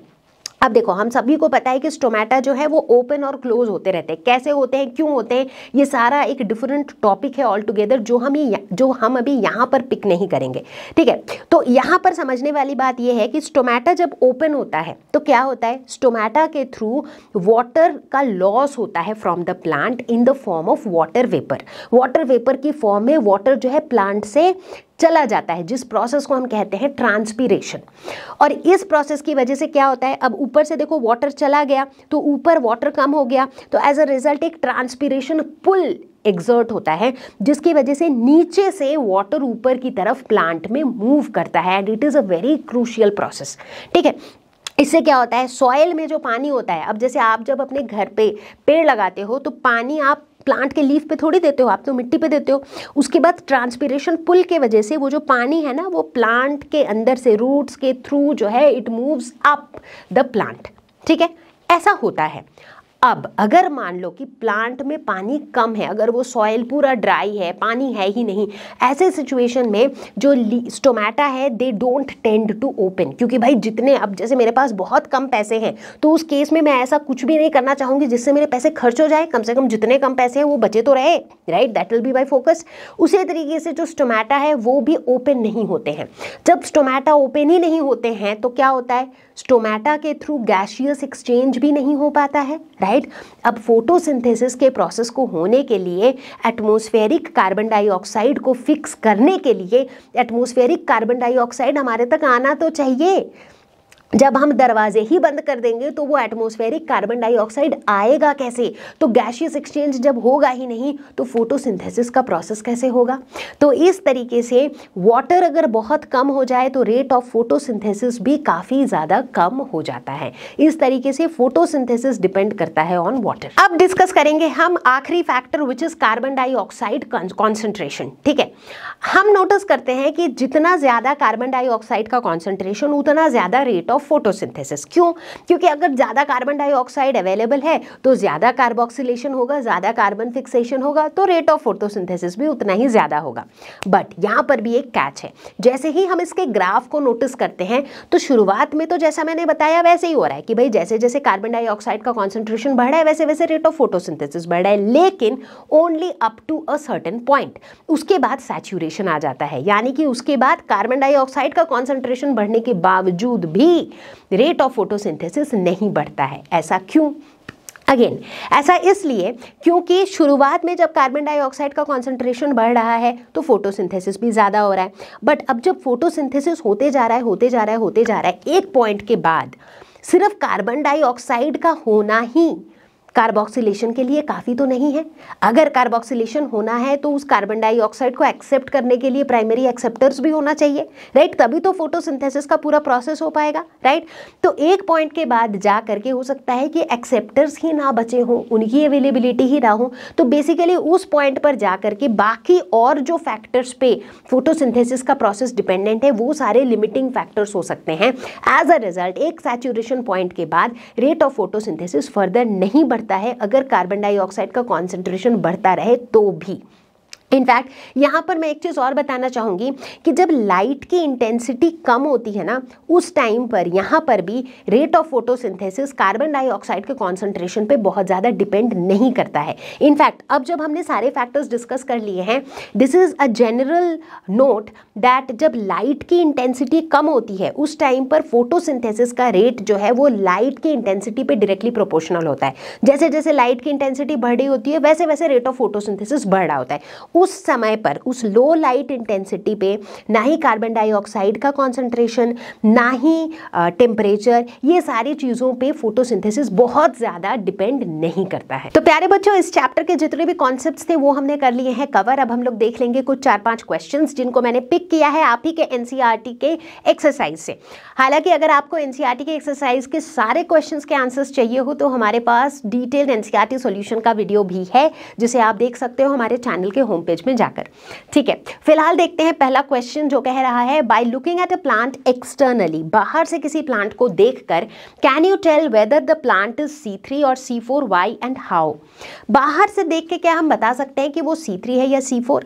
वैसे तो हमने काफी डिटेल में डिस्कस किया है C3 और C4 प्लांट्स को, राइट? तो कुछ ऐसी चीजें जरूर थी एक्सटर्नल फीचर्स जिससे हम ये चीज बता सकते हैं, जैसे कि इस तरह के जो C4 प्लांट्स होते हैं they are adapted to dry tropical regions. क्यों? ड्राई रीजन्स जहाँ पर बहुत गर्मी होती है, सनलाइट ज़्यादा अवेलेबल होती है, ऐसे रीजन्स में ये सर्वाइव कर पाते हैं because they are tolerant to high temperatures. तीसरी बात यह है कि they have greater biomass productivity. ऐसा क्यों होता है? क्योंकि C4 प्लांट्स में फोटोसिंथेसिस ज़्यादा एफिशिएंट होता है। क्यों? क्योंकि इनमें फोटो रेस्पिरेशन नहीं होता है। अब चूंकि फोटोसिंथेसिस बहुत एफिशिएंटली होता है, इसका मतलब है कि हॉट रीजन्स में जहाँ पर सनलाइट बहुत ज़्यादा अवेलेबल है, ज़्यादा से ज़्यादा सनलाइट को ये कन्वर्ट कर पाते हैं during photosynthesis into food. So as a result biomass की जो प्रोडक्टिविटी होती है वो इनकी काफ़ी ज़्यादा होती है। तो ये 3 कुछ ऐसी चीज़ें हैं जो हम एक्सटर्नली देख करके बता सकते हैं कि वो प्लांट C4 है या नहीं। इसके अलावा अगर हम इंटरनली देखें तब तो और भी बहुत सी चीज़ें हैं, जैसे कि इनकी जो लीफ एनाटमी है, क्रैंस एनाटमी, उससे हम बता सकते हैं, बट दैट इज इंटरनल। इस क्वेश्चन में आपको एक्सटर्नल फीचर्स ही पूछे गए हैं तो एक्सटर्नल फीचर्स में यही चीज़ें आएंगी।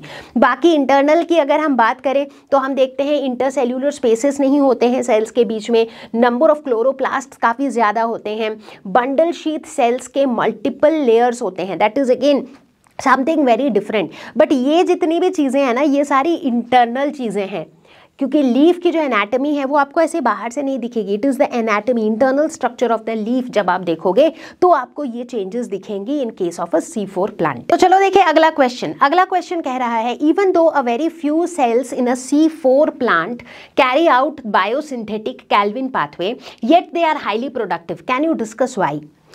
C4 प्लांट में क्या हो रहा था? C4 प्लांट में हमने देखा था कि जो कैल्विन साइकिल है वो सारे सेल्स में नहीं हो रहा था, राइट? वो एक पर्टिकुलर पोर्शन में हो रहा था। कहाँ पे हो रहा था?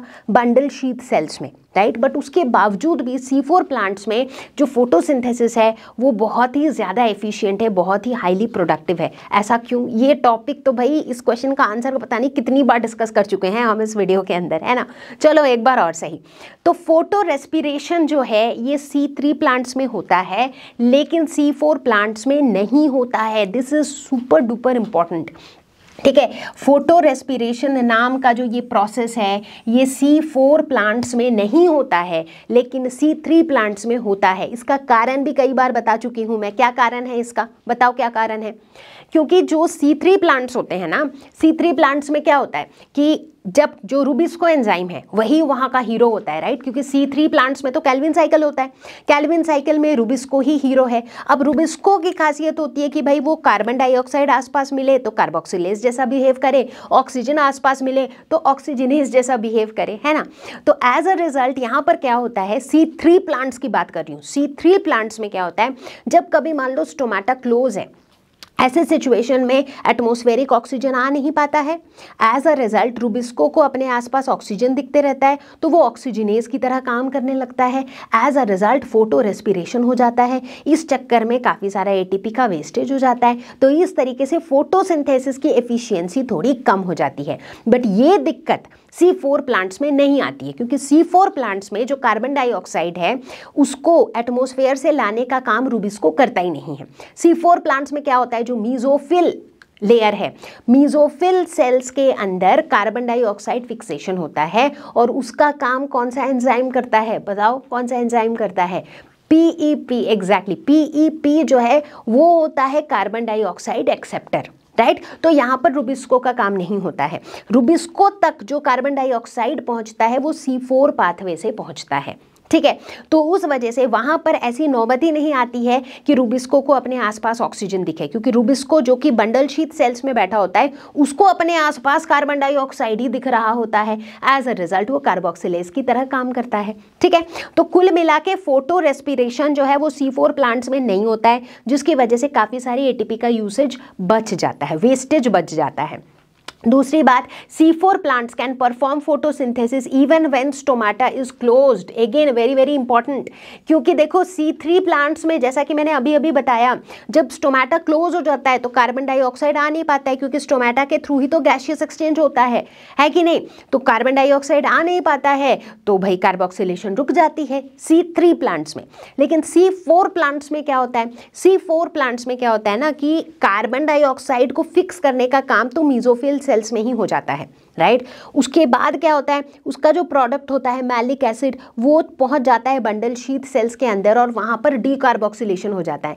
तो इसका मतलब जहां पर वो कैल्विन साइकिल होना है, बंडल शीथ सेल्स के अंदर जहां पर कैल्विन साइकिल होना है वहां पर ऑलरेडी कार्बन डाइऑक्साइड प्रेजेंट होता है, राइट। तो ऐसा नहीं है कि भाई स्टोमाटा ओपन और क्लोज पे वो डायरेक्टली डिपेंडेंट होता है। तो उनके पास ना ऑलरेडी बंडल शीथ सेल्स तक ऑलरेडी कार्बन डाइऑक्साइड का स्टॉक बना हुआ होता है, जिसकी वजह से even when the stomata is closed वो जो साइकिल है ना, फोटोसिंथेसिस का जो प्रोसेस है वो चलते रहता है, ठीक है। अच्छा, तीसरी चीज है higher rate of carbon assimilation in C4 plants. Again उसका भी वही कारण है कि C4 प्लांट्स में कार्बन एसिमिलेशन का जो काम है ना वो दो हिस्सों में डिवाइडेड है। पहला हिस्सा मीजोफिल सेल्स में जब ये कार्बन एटमॉस्फेरिक कार्बन डाइऑक्साइड को फिक्स कर रहे हैं, दूसरा हिस्सा बंडल शीथ सेल्स में जहां पर क्या हो रहा है, डीकार्बोक्सिलेशन होके फिर से carbon dioxide bundle sheath sales के अंदर रिलीज हो रहा है, ताकि वहां पर C3 साइकिल जो है, कैल्विन साइकिल जो है वो सीमलेसली चल सके। तो ओवरऑल इस फंडे की वजह से जहां पर दो हिस्सों में डिवाइडेड है, उस चक्कर में C4 प्लांट्स में ओवरऑल फोटोसिंथेसिस जो है वो ज्यादा प्रोडक्टिव या फिर ज्यादा एफिशिएंट होता है। अब देखेंगे क्वेश्चन नंबर 3।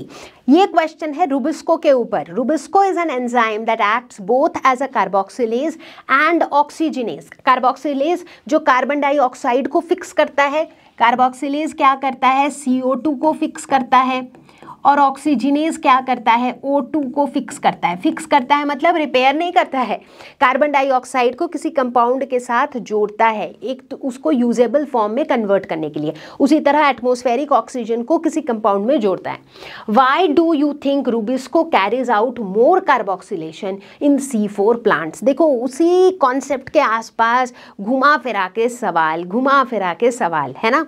तो बताओ रूबिस्को क्यों करता है ज्यादा carry out. Very simple, active site of rubisco can bind to both O2 and CO2। यही तो उसकी यूनिक बात है, इसीलिए तो हम रूबिस्को को कहते हैं कि ये डुअल फंक्शन परफॉर्म कर पाता है, क्योंकि ये ऑक्सीजनेज की तरह भी काम कर पाता है और कार्बन डाइऑक्साइड की तरह भी।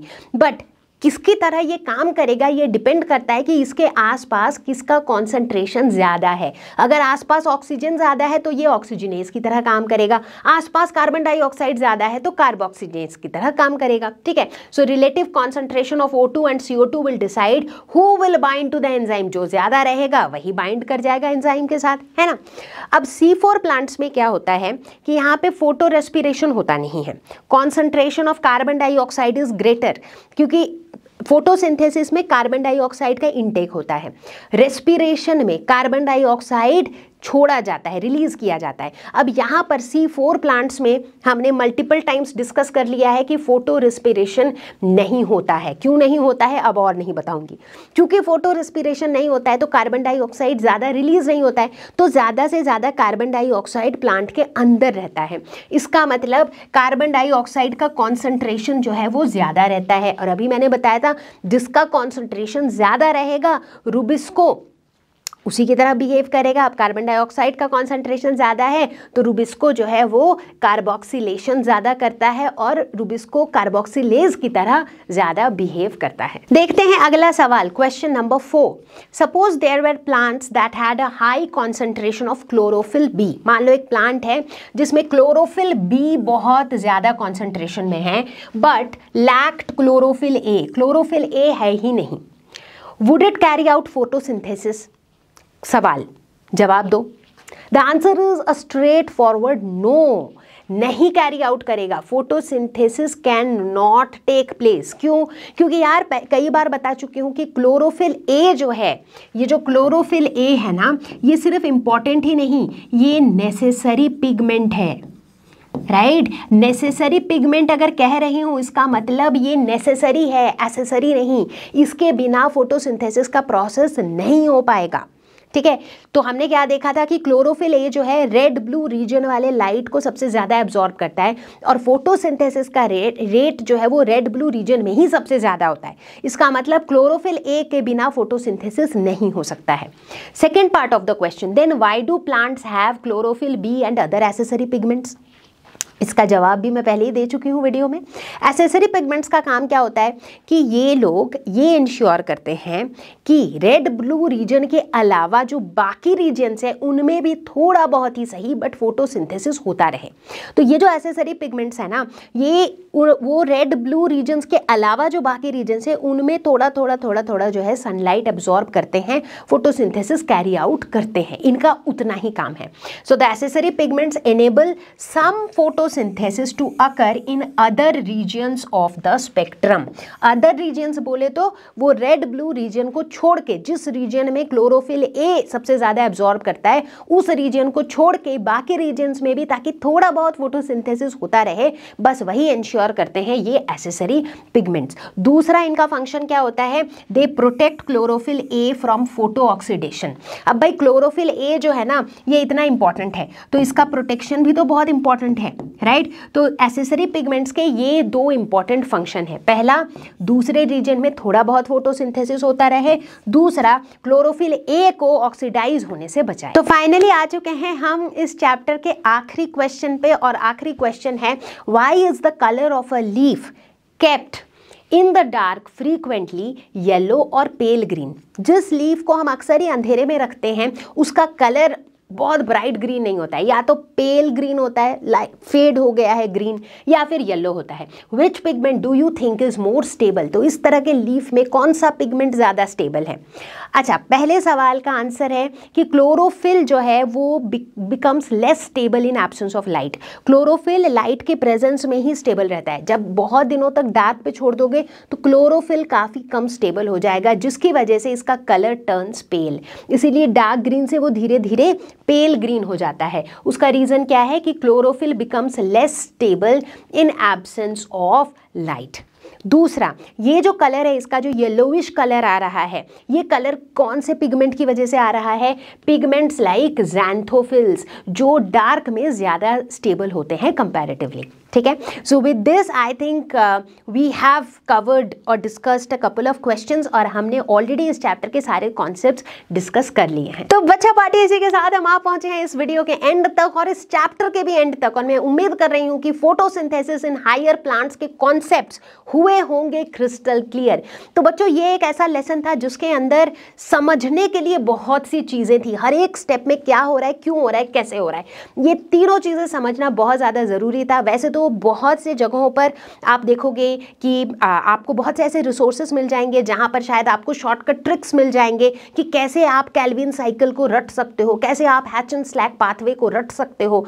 बट द पॉइंट इज, रट तो लोगे बट आपको उनके कॉन्सेप्ट्स पता होने चाहिए, ताकि अगर किसी भी एग्जाम में, नॉट जस्ट एग्जाम, आपकी अपनी अंडरस्टैंडिंग के लिए भी आपको पता होना चाहिए कि भाई कौन सी चीज़ क्यों हो रही है और कैसे हो रही है। सो मेरा यही एफर्ट रहा इस पूरे वीडियो के अंदर कि आपको मैं हर एक स्टेप समझा सकूं कि चीज़ें क्यों हो रही हैं और कैसे हो रही हैं। एंड आई होप कि आप अभी तक मेरे साथ जुड़े रहे हो। अगर आपने ये पूरा वीडियो मेरे साथ देखा है, इसके बाद जब आप अपनी एनसीईआरटी की किताब खोलोगे तो आपको चीज़ें बहुत आसान लगेंगी। एंड आई ऑल्सो होप कि आप लोगों ने अपने शॉर्ट नोट्स भी बनाए होंगे, या फिर इस वीडियो को देखते देखते आपने एनसीईआरटी में important points, important lines underline कर लिए होंगे, which will again help you to revise. और क्या, बस इसी के साथ कहना चाहूँगी कि अगर आपके कोई भी क्वेश्चन हो, आप अपने डाउट्स पूछ सकते हो learnohub.com पर। इसके अलावा अगर आप नीट की तैयारी कर रहे हो तो हमारे चैनल पर नीट पे जीत सीरीज भी फॉलो कर सकते हो। एनसीईआरटी सॉल्यूशन की सीरीज भी बनी हुई है, राइट। और मैं बहुत ही जल्द आपको मिलूंगी अगले चैप्टर के वीडियो के साथ, और वो भी वीडियो होगा इक्वली धमाकेदार, इक्वली जबरदस्त। तो तब तक के लिए stay safe, take care, bye bye. Learno hub एक ऐसा फ्री लर्निंग प्लेटफॉर्म जहां पर आपको मिलते हैं वीडियोस, नोट्स,